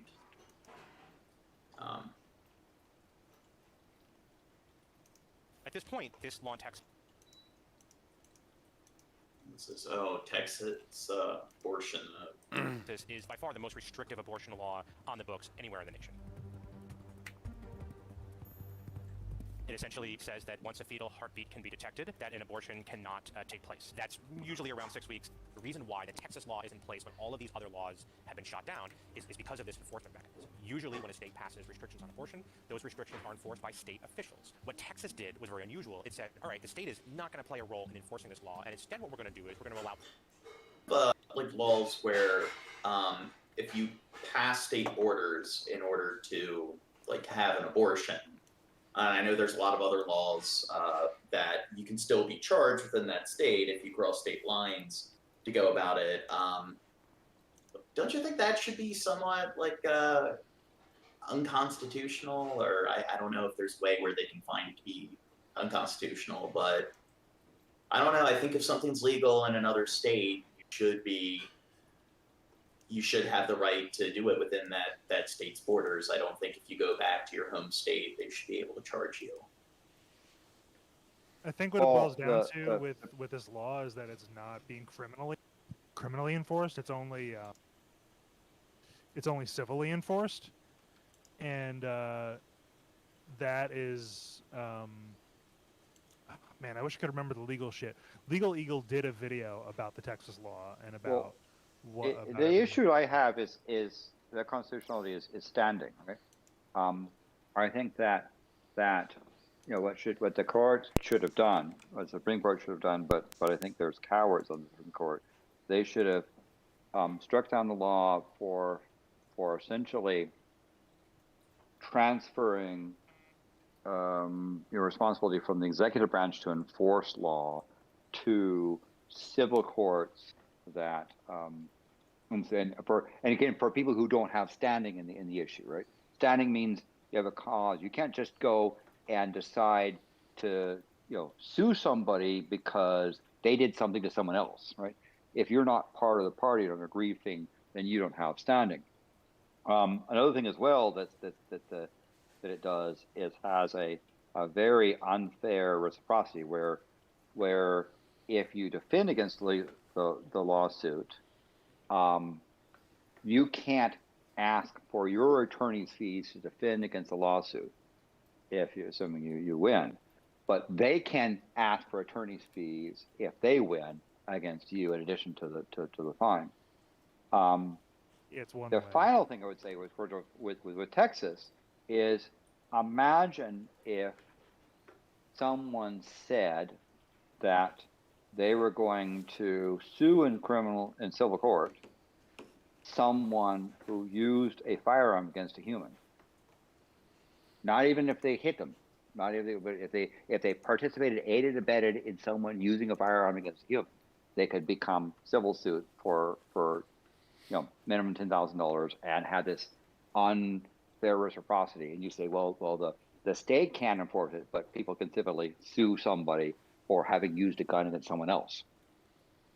And you say, well, that's unfair, right? Well, again, I think it's now what I suspect is happening in the Supreme Court is a politicization of abortion has been at work for a while, and that the majority of the court that's trying to figure out a way to strike down the last vestiges of Roe v. Wade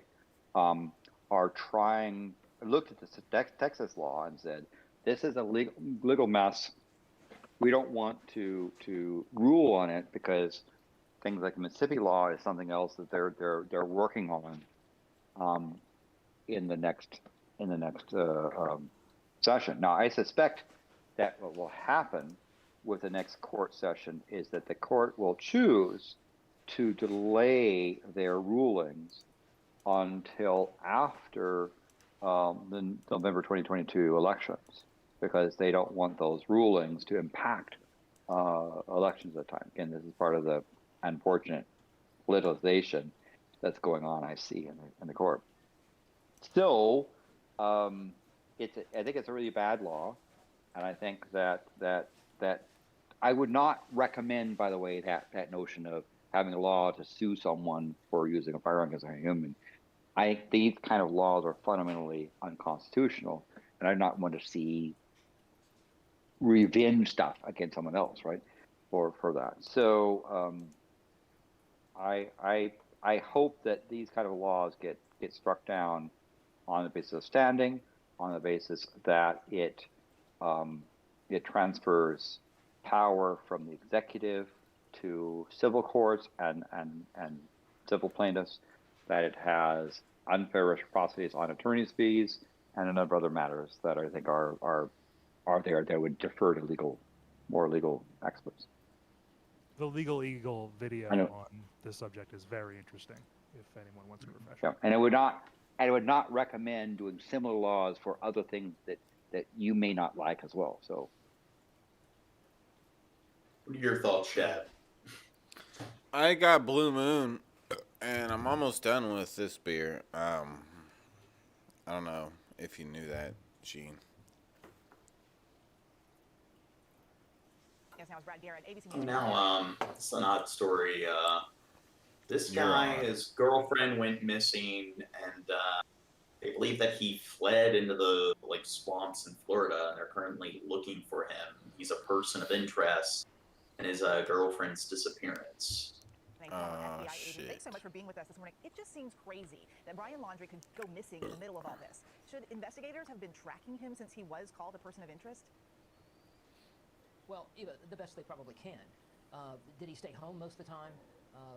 If he's been gone since Tuesday, obviously they don't have much surveillance on him, and only know that he left on Tuesday because apparently the family reported it to the FBI. So, he obviously is the key to this case. I mean, there are two huge red flags with him. He didn't report her missing, and he's not helping the police. And who would do that with somebody that you are engaged to, that you're in love with? So, those are two variables that pop up regularly in domestic homicide cases. We don't know that that's the case here. I'm just suggesting there's a lot of red flags. Authorities have said that Laundrie and his family haven't been cooperating so far as information on where Gabby could be. Do you think that they can find Gabby without his help? It may be really tough. Unless, Eva, they pick up information from the family, from Gabby. What do you think? Red Eye said they found her and she died. Oh. So there's new news on this. Well, I think that was the most likely. What do you think the cause of death was? Do you think it was homicide or? Cell phone. Yeah, he probably murdered her.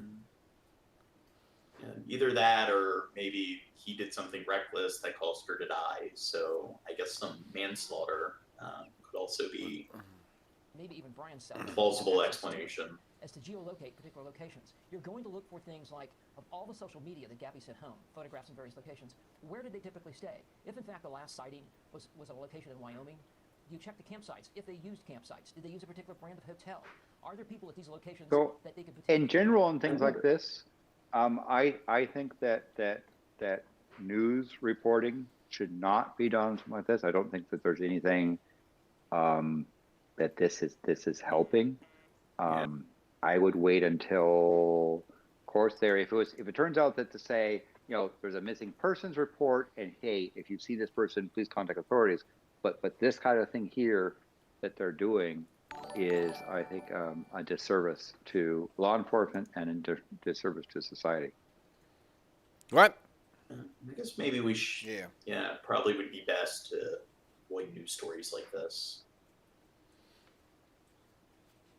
You trying to go viral or not, Gene? A service dog meets his hero, Pluto, in a magical moment at Disneyland. Ace, a yellow Labrador Golden Retriever guide dog to volunteer trainer, we're at the amusement park for socialization training. They went on several safe and slow rides together as part of his training. That's when Ace spotted a celebrity hanging out in the crowd. Yeah. The famous cartoon character put his nose up to him so the two could get to know each other. And you bet this pooch was happy about I it. wonder what exactly is going on in the dog's mind. Like when they come across somebody in a costume, The meet and greet, just look at I can his tail smell wag it's with not excitement. as a person, That's what but happens when you're yeah. But does it know that it's inside, like a costume, or do they just think the person's? Confusing to the dog. Yeah. Wonderful World of Disney. Be sure to watch Inside Edition. It is doing a submissive thing for it, so it was not aggressive and stuff. So.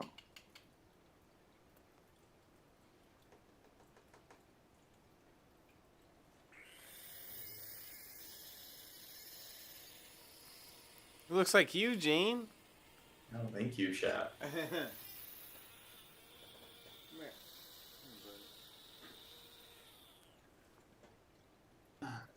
Quite the vocalist. I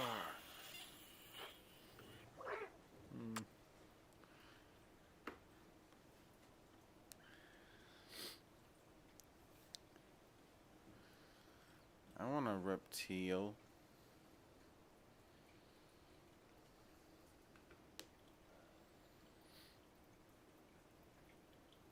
Yes, we're also dealing with an obesity epidemic when it comes to cats. Yeah. Yes. Look at that guy. Tubby, kitty. Tubby fight. Tubby fight. I love how it's like they're so fat that this is how they fight on their sides like this. I love it. You know? Like they don't even fight like normal cats no more. They just roll around. Sumo wrestling. Yeah. Sumo cats. Oh. Did he hurt himself? Yeah. I didn't see the... It bonked itself. Yeah.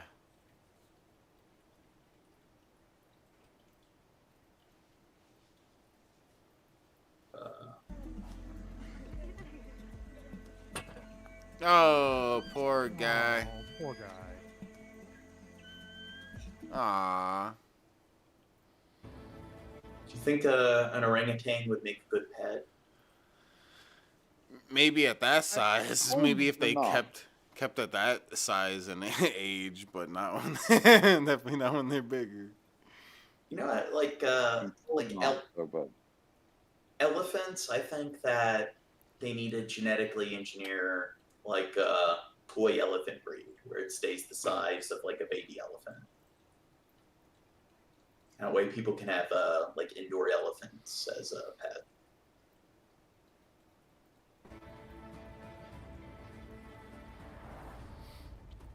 The city of Chicago marking another bloody weekend with 60 more people shot and 7 killed.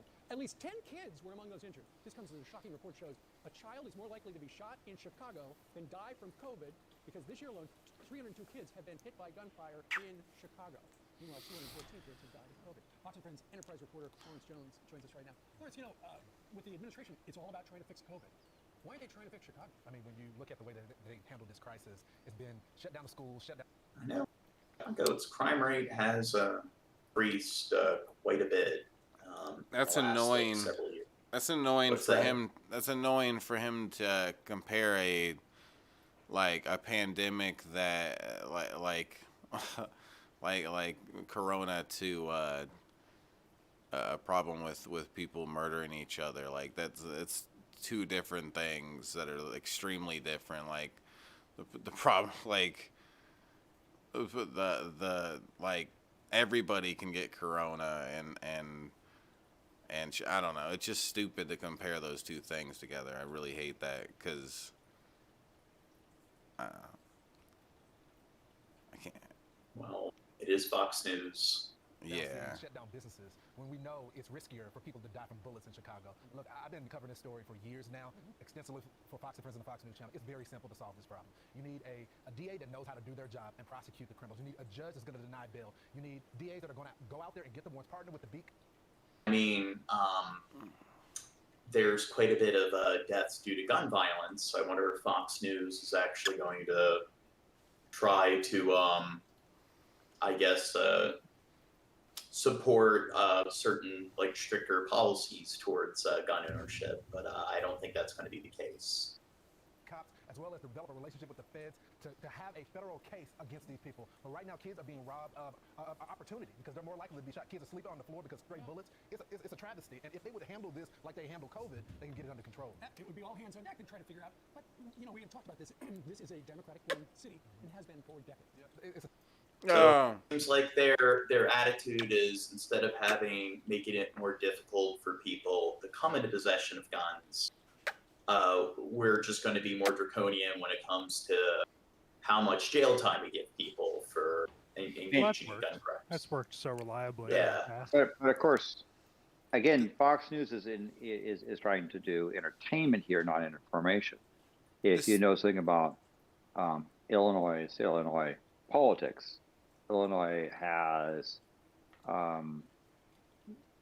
a Chicago-dominated conservative government. Yes, they are Democrats, but typically you'll see, if you talk about in the spectrum of liberal conservative, Chicago being a conservative dominated thing of the Democratic Party.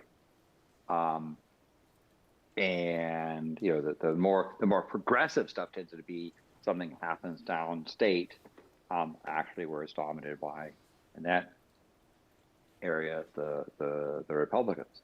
So, but Fox News is here not to inform but to entertain, and the people that watch Fox News are the product being delivered to advertisers.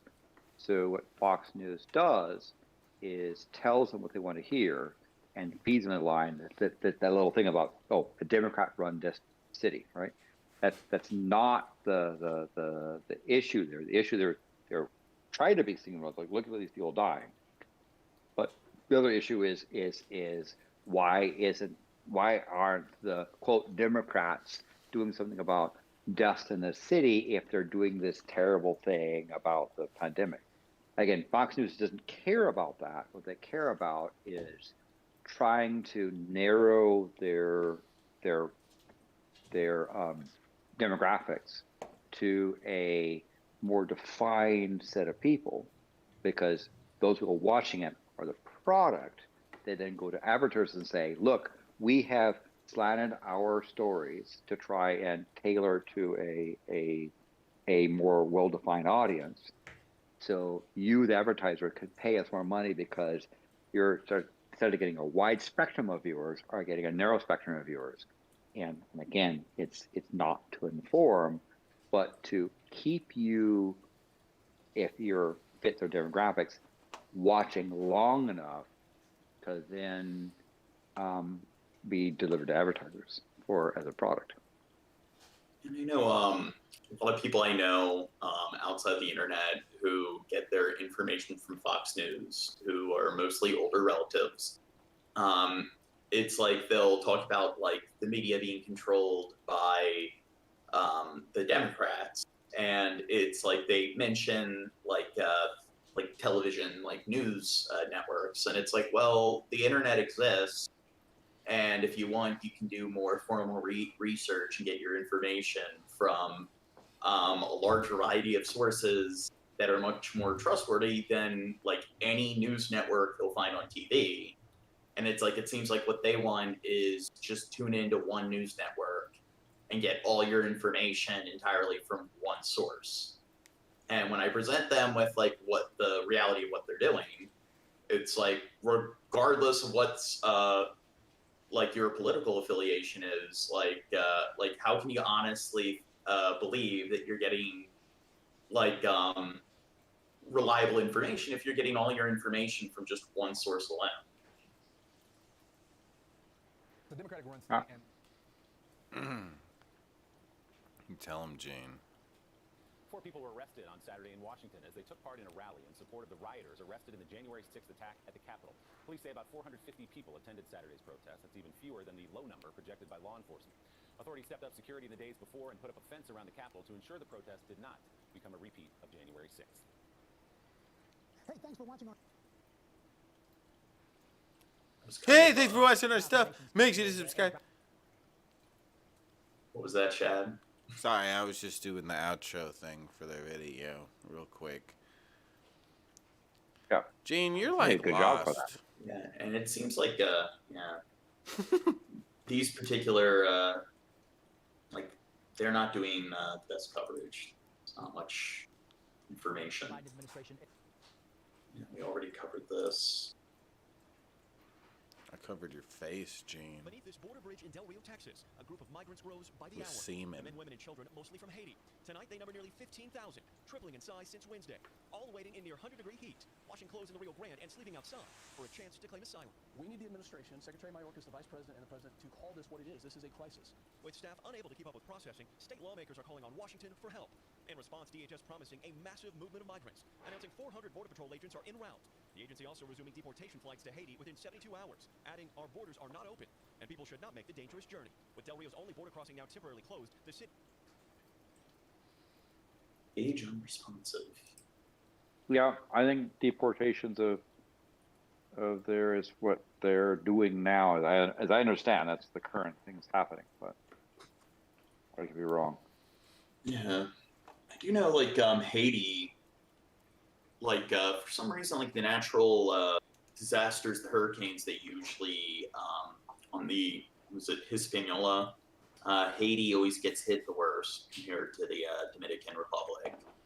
And I do believe that before it was colonized, like, the native population predominantly lived on the side of the islands that is now the Dominican Republic. So, I mean, I don't know to say they hate anymore. I think that because there's two parts of the same island out there, and the ones on the the Haiti is on the west side and Dominican Republic on the east side.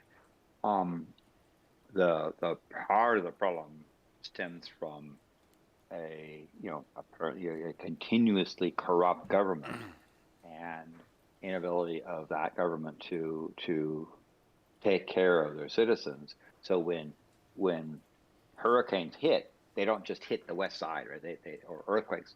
The resulting disaster is much worse because of if you look at the history of independent Haiti since independence, they've had collections of stuff, particularly Duvalier since '57. They've had a really bad state of affairs. The U.S. occupied it actually for a number of years, from I guess 1915 to 1934, as I recall. And when Duvalier came into power in '57, they've had some real bad problems. And so the current era is not any better. So it's a country that has been gravely mismanaged for a long time. For some reason, YouTube's not loading my Brave browser.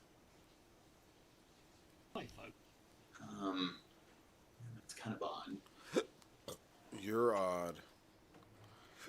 Well, it's You're odd. operating fine on a Chrome. For some reason, just with Brave, it's not loading. You're lying. Well, anyway, maybe this will work. This playlist on my Discord, I have a bunch of different channels for recommended content. So probably try to be utilizing those more. So I guess people watching, if you want to recommend content, we're going to try to attempt to cover it more. One thing I'd like is if they try to keep the videos under around like 20 minutes in length. But I guess if people want us to cover things like movie, TV, video game, other media news, if you just upload the stories, I'd be willing to cover them. But this is a video that John Trudeau sent. Here, and this is going to be a very quick video to give you a bit of warning, terrifying news. For if you're feeling slightly suicidal, you might not want to watch this video because this could be the thing that finishes you off. There's no motivation for you to carry on until any much longer than this. As you may know, a little while back, Here, maybe I need to stop. Hello, I talk really weird. What is up with people not talking exactly like me? It fucking pisses me off. I don't know, Shabisky. Why don't they? Pisses me off. Some people have acts. I mean, for example, consider the number of people in Australia, allegedly, that don't talk like Shabisky. Yeah, and those people talk fucking weird as shit. They need to learn how to talk again. They need to relearn talking. I didn't say they're doing wrong. I'm just saying consider that number. Hey, mate. Oh, chip, cheerio. Get me a gator or whatever. I don't even know. They don't know how to talk right. That was apparently a bad attempt at a certain. No, it English wasn't. accent. That was exactly like an Australian sounds. Let me get my knife, governor. That's how that's an Australian. They wouldn't say governor. And they wouldn't say knife exactly like that. Now, I'm guessing, right? Now, I have not listened to every alleged Australian, but I could say the number of Australians that sound like Shabisky, I would, given my sample size, is probably very small. You're high. You're high, Landon. Okay, higher than I. And that's high. Red Eye says that he finds that when Americans try to do an Australian accent, it usually sounds more like a Cockney accent. And what you did there, like, yeah, what you did there, Shabisky, like, blimey, governor, that's like the Dick Van Dyke, Mary Poppins. Chim chimney, chim chimney, chim chim cherry.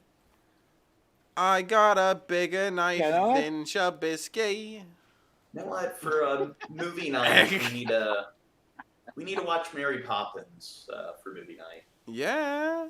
And Chitty Chitty Bang Bang and the Dick Van Dyke shows on Netflix. You should watch. Well, you could do Mary Poppins, but you also do a Crocodile Dundee if you want to get a little bit of a certain type of Australian accent. Now, anyway, there's different Australian accents in Australia, I've noticed. Chim chimney, chim chimney. It's not just one accent, right? Is that a dragon? In my opinion. Yeah, I guess August sent a story about like a Turok remastered for the PS4. It's a trailer. It's not a story. Same thing.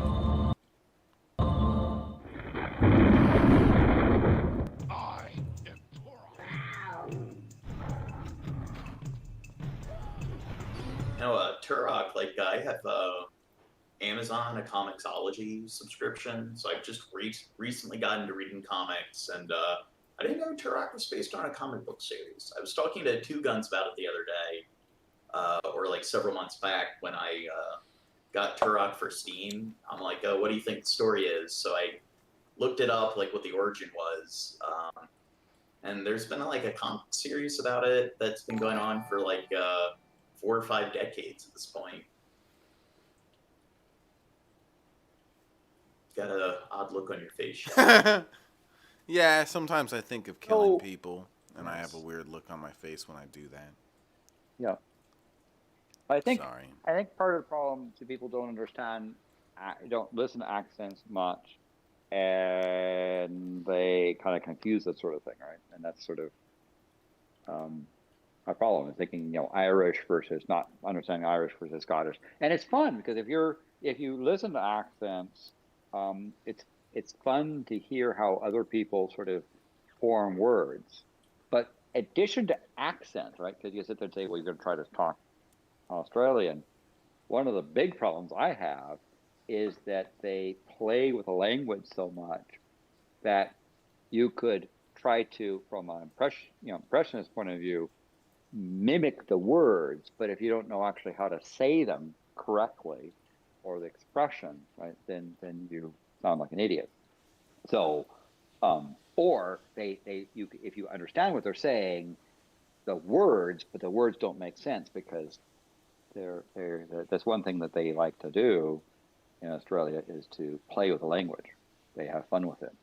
They do things to it. What a bunch of weirdos. In amusing ways. In Australia, they call AC/DC Aka. So, they're doing it wrong. You need to speak English properly. No, it's about that languages are fluid things. Languages are living things, and they're living it up in Australia in a big way. And I think it's also that's interesting. I find interesting is that there are places that have slang, right? So you might see sort of a particular slang used by youth and so forth in an area, but in Australia. There's a wide range of social strata that all play with the language and all do things with language in sort of an Australian way. So no politician that has any kind of widespread aspirations would try to speak like someone from the Pampas land, they'd be laughed out of their thing. So being able to understand the lingo and understand the expressions is an important part of their culture. I think that what's delightful about it is to pay attention to how people are saying words, but what words they use is also a fun thing, even if they're speaking an English language similar to what you might find in other speaking countries. That Shab. What? Did you miss me, Gene?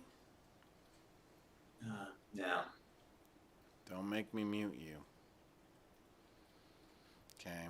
You better have missed I me. should have given you that authority. I am in control of everything, Gene. Everything. I can even make myself go full screen right now if I want. Look, I'll do it. Boom. I'm full screen now. You can't see it because you're blind, Gene. Have you played any of the Turok games, Shabisky? Yeah, as a kid. Yeah. I didn't play always it thought much. Turok was better than GoldenEye. I always thought GoldenEye kind of overrated. I was just about to bring that up. It's weird you say that because while you were saying that, you like interrupted me, and I was about to say that I played GoldenEye way more than I did Turok when I was a kid. This Turok, not to say it's not as good or anything like that. I barely played it at all. I basically remember just trying it out. Have you ever played Turok or GoldenEye, Landon? Did you ever play Nintendo 64, Landon?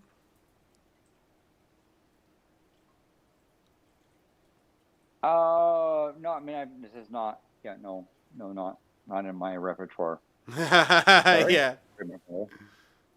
Do you think video games cause mass shootings?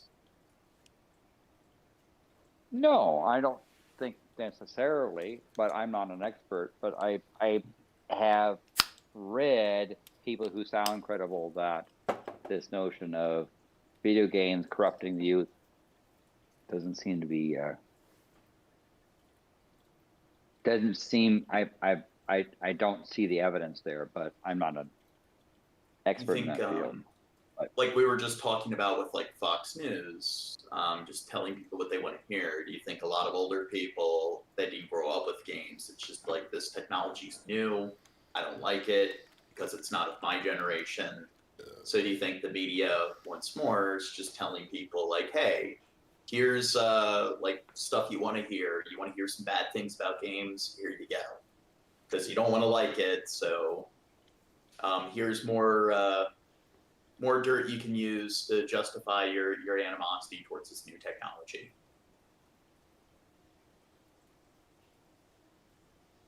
Chim chimney, chim chimney, chim chim chiray.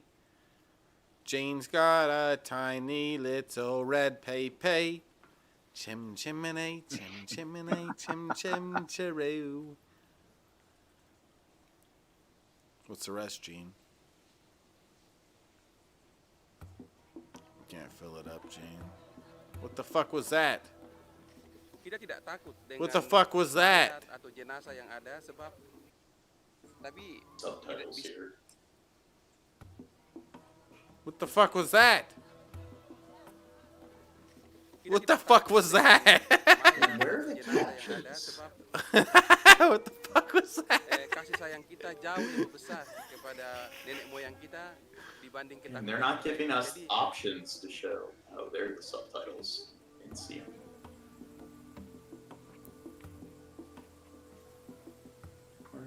Corpses remain a part of the family. Nang susi mo to ada aturaya. Yan na kirim mati susi te nene nampo ko do. So here we're. Sent this to me. Oh my god. Dude, in our culture, we're a bunch of fucking weirdos, and we keep. Hey, Shab. Fuck that shit. Fuck that shit. from their perspective, we're the They're a bunch weirdos, of Shab. fucking weirdos, dude. They can't. What the fuck, dude?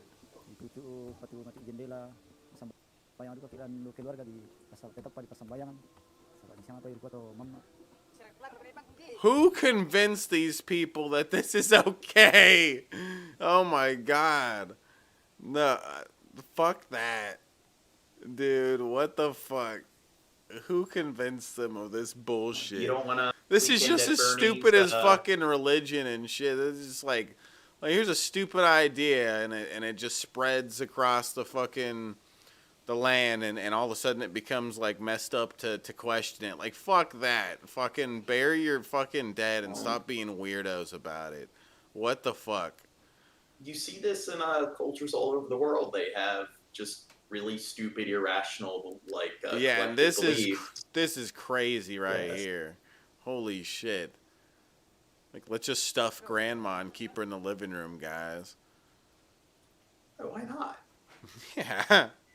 Taxidermy me for your dead relatives. Fewer people don't want to keep more times, so they keep only several weeks and then do the funeral ceremony. But middle class sometimes they keep the dead body several months. And then for the high class, they keep the dead body around few. Wait, have you seen Weekend at Bernie's, Shabisky? I don't know. Oh my god, that's a movie we need to watch. Weekend at Bernie's. Is it Anna? Oh. Pretty much the entire movie is that their boss dies and. Oh, I haven't seen this, but I remember seeing some sort of like clip of them puppeting the guy around for a scene. Yeah, like I saw a scene. Red Eye is suggesting this is how you get zombies. That's crazy to be an actor that mainly plays just a dead guy the whole time on the like. He was probably like the first like 10 minutes of the movie or something, and then he dies or something, and then the rest of it's just him acting dead, huh? That's an interesting role to play. You just act like you're asleep the whole time. You don't even do any. You act like you're dead the whole time. That's such a weird. Would be kind of challenging. Like, yeah. There was that. I haven't seen it yet, but that movie Swiss Army Man with Daniel Radcliffe, where he's like a dead guy but he can still talk, and the other guy with him has to like use the dead guy's body as like a tool to traverse the situation. It looks like some fucking hella dark comedy. And it's been pointed out that in the chat, August said that there were things in there are old photos from yesteryear in the U.S. where people would take photos with dead people. Now they wouldn't like this thing keep around, but they would have sort of posing with the dead person, sort of like a last family photo, was something that was done in early years in some places. That's not as weird. Like, wait, posing the dead body? Yeah, so they'd dress up to this body. Somebody would die, dress his body, and the family would gather around it and have this sort of family picture with the dead body in the center. We should do it with dead body, Landon. I think when I die, I want to live in Landon's house. Landon, will you prop me up in your living room, please? Please.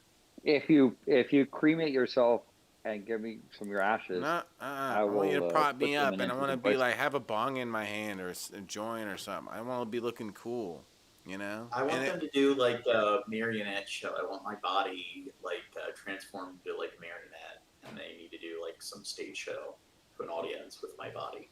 Oh, that would be a horrible show. Speaking of dead things, isn't there like a tip goal going on here? Yeah, we got a tip goal, and it's dead. We're only $5 in, and that was like 5 hours ago. We got that tip, guys. I blame skeptical Jesus. Let's make some progress on that goal down there. I need money to live. I won't live. I'll have to go and start sucking Gene's dick for a living or something. Find some. Don't make me do that, guys. Don't make me do it. No, Someone's talking about my genitals for some reason. I'm obsessed with you, Gene. You're so beautiful. And then you wear a beanie just like me. We're meant to be, Gene. We got 20 likes and 2 dislikes. Mm-hmm. Whoa!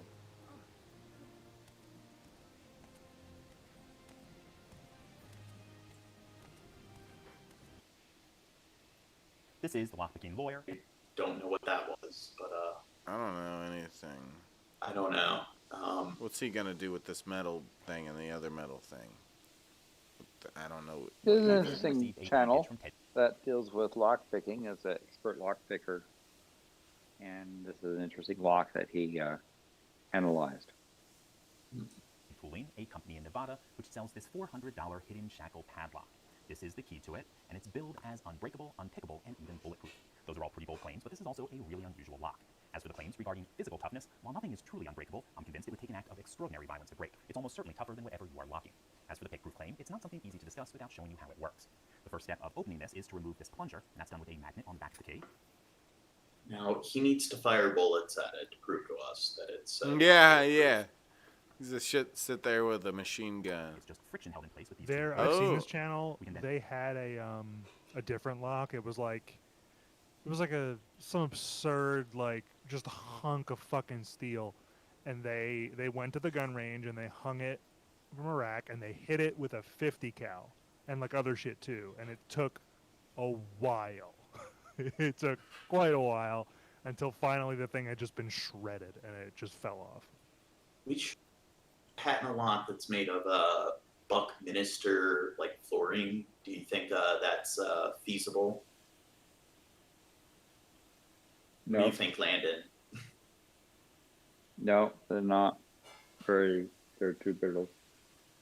I think you're talking about fullerene compounds. And they're buckyballs. Really brittle. Well, that's only one form. The general thing is fullerene compounds, and those carbon compounds tend to be somewhat brittle. Would not be a good. I thought, what is it, Buckminster fluorine? I thought that was supposed to be. Not Buckminster fluorine. They're fullerene compounds of a form of carbon, and those tend to be on the brittle side of stuff. So you wouldn't want to essentially. They has some interesting tensile strengths, but they have other problems that would probably not make them the best on lock. But the most dense substance, in existence, or not in existence, but in terms of what we have access to on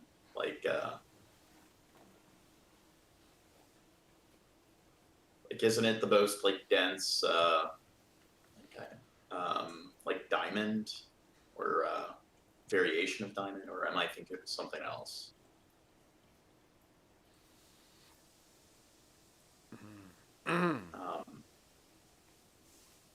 It's an awkward pause.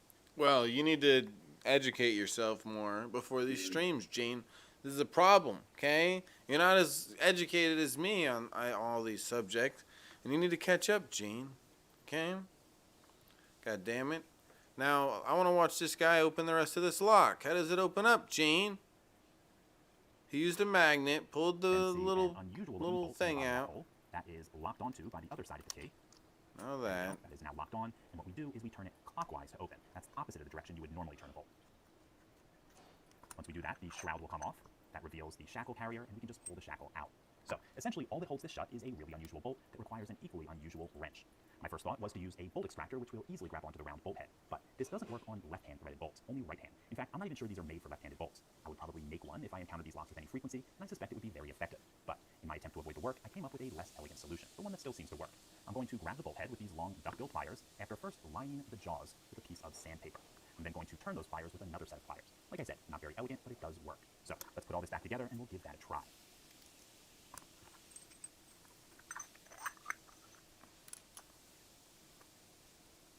Okay, we need to tighten that down protest and put the plunger back in. Okay, first step is to remove the plunger. I'm just going to do that with a regular old magnet. Then going to put a piece of sandpaper in such that it will be between the pliers and the bolt. Then grab onto the bolt. And grab onto the pliers with another pair of pliers, and hopefully this will work. Okay, we got it loose, and I can just... Okay, so, wait, what's that static? That's probably my sink running here. Oh. My grandma's cooking me dinner. I'm sorry, Gene. Oh. So... I'm sorry, Gene. Is it already locked? Because it seems like the other materials there, you'd have to already have access to the, I guess, the mechanism to unlock it. So, just turn it out. No, you just need a magnet to get the thing off. It's loose enough. We don't need that sandpaper anymore. Okay, folks. I think the takeaway here is that if someone is prepared to encounter one of these locks and tools up appropriately, they are probably going to get in. There are lots of methods, anything from bolt extractors to even impressioning this bolt with a 5-minute epoxy. However, if I wasn't expecting this lock, didn't know what was inside, and wasn't specifically prepared for it, I probably wouldn't get in.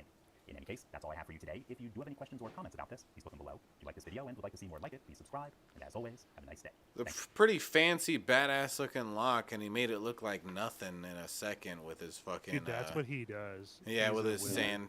Yeah, with his sandpaper and bullshit, he just made it look like it. And you may as well not buy that. Yeah, like may as well just I guess not I have was a lock. thinking. Yeah, I guess I was thinking those materials like came with the package, like came with the lock itself. So I was like, oh, I thought he was just. He's a cool channel to check out. Yeah. Just on your own time, Yeah. he's a lawyer. I think I forget what state, and he just picks locks on camera. Like he's like, oh, this one says X, Y, and Z. Let's see if that's true. Oh, I beat it with a paperclip. Fuck you. Like, it's pretty great.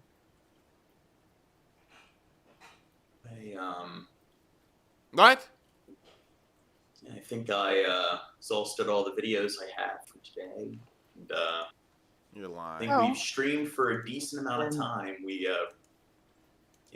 close to 4 hours. I'm sorry that we only got 5% of the tip goal, but we at least talked about issues of case-based colonization, and we saw some interesting videos, and we heard from interesting people in chat. I blame Red Eye for not achieving the goal. Yeah, what the fuck, Red Eye? Peanut butter mouth. We'll be charging him later. Yeah.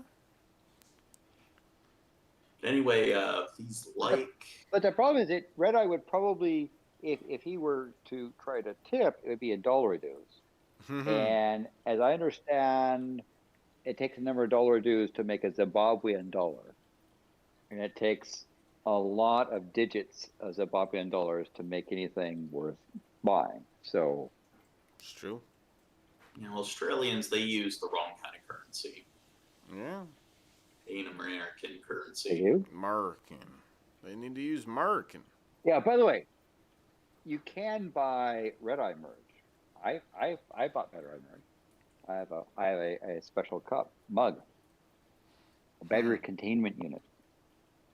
Yeah. Yeah, and I'm putting my link. I imagine if. Huh? I can't post a link, but Red Eye could post a link because you could buy some cool Red Eye merch. Oh yeah. I'm putting some links in the chat to the stream. You should buy some. You should buy some merch and then tip here to be sort of equally nice. Yeah.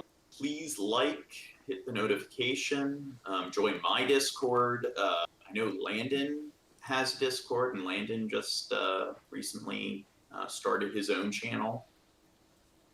Yeah, I think we're still working with my producer, who is all but recovered from COVID. So we will be producing eventually here.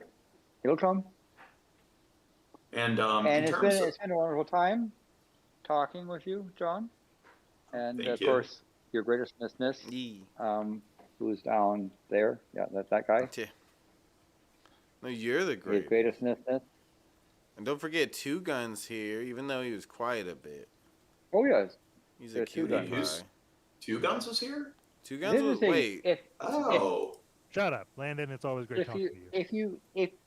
If you look far enough back, if you sort of squint and look at the TwoGun's logo, it looks actually like Arabic. I'm trying to figure out what Arabic letters it might be. It says Durka Durka Muhammad Jihad. All right. Anyway, but TwoGun's you could help out TwoGuns to get ammo because apparently TwoGuns doesn't have ammo. Dude, he's too rough broke. out here. He's a broke bitch. The real answer actually is that every time I acquire ammo, I immediately load and fire it. It's a compulsion. I can't help it. Oh, it's that Don't thing. give me You need perma ammo. I need infinite ammo cheats. Is what I need. I think it would just be to use the guns for show, so you wouldn't have to fire them. Just have the gun to intimidate the person who might be threatening you. Yeah, dude, I put it in my name that I have no ammo. Yeah. If you had a permanent ammo cheat, then you could solve the propulsion problem of interstellar spacecraft. You just keep firing ammo out the back and use the recoil to get up to very, very high velocity. Yeah. The limiting factor would become the integrity of the weapon, which would, depending on it, and also my ability to pull the trigger. If someone gets me a full auto, then we're in business. But you'd be surprised how quick your trigger finger gets tired. But you could have a robot do the firing thing, right? Basically, if I get infinite ammo, several things happen. One, I never stop shooting. 2, we have an infinite energy machine. 3, we have an infinite carbon machine. So it goes against the laws of thermodynamics. Oh no shit! Thanks, Einstein. Yeah, but you see, so think about just from the point of view of having it out in space, and you just start the robot pulling the trigger, and it goes bang, bang, bang, bang, bang. You have this long train of ammo bullets going other direction, but you could get to very high velocities. Oh yeah, absolutely. And then the nice thing is then as you approach a star system, you just turn the spacecraft around and start shooting in the direction. Now, the thing you got to do is miss, because if you're trying to visit somebody else, you don't want to be shooting at them trying to slow down, because they might take a dim view, because your bullets are gonna precede you, and they might take a dim view of having a rain of bullets coming down as you're trying to. According to somebody like Ken Ham, why not just shoot them?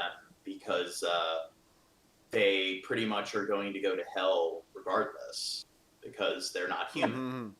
So all alien life are doomed to hell. So why not just fire away? The problem with Ken Ham is he's probably he'll send missionaries out to traumatize them. So that's true. I think now would be a good time to end the stream. All right, I'm putting links in the chat. Follow me over to the Fortnite stream, guys. Tell them bye, Gene. Tell them that you love them. Bye, everyone.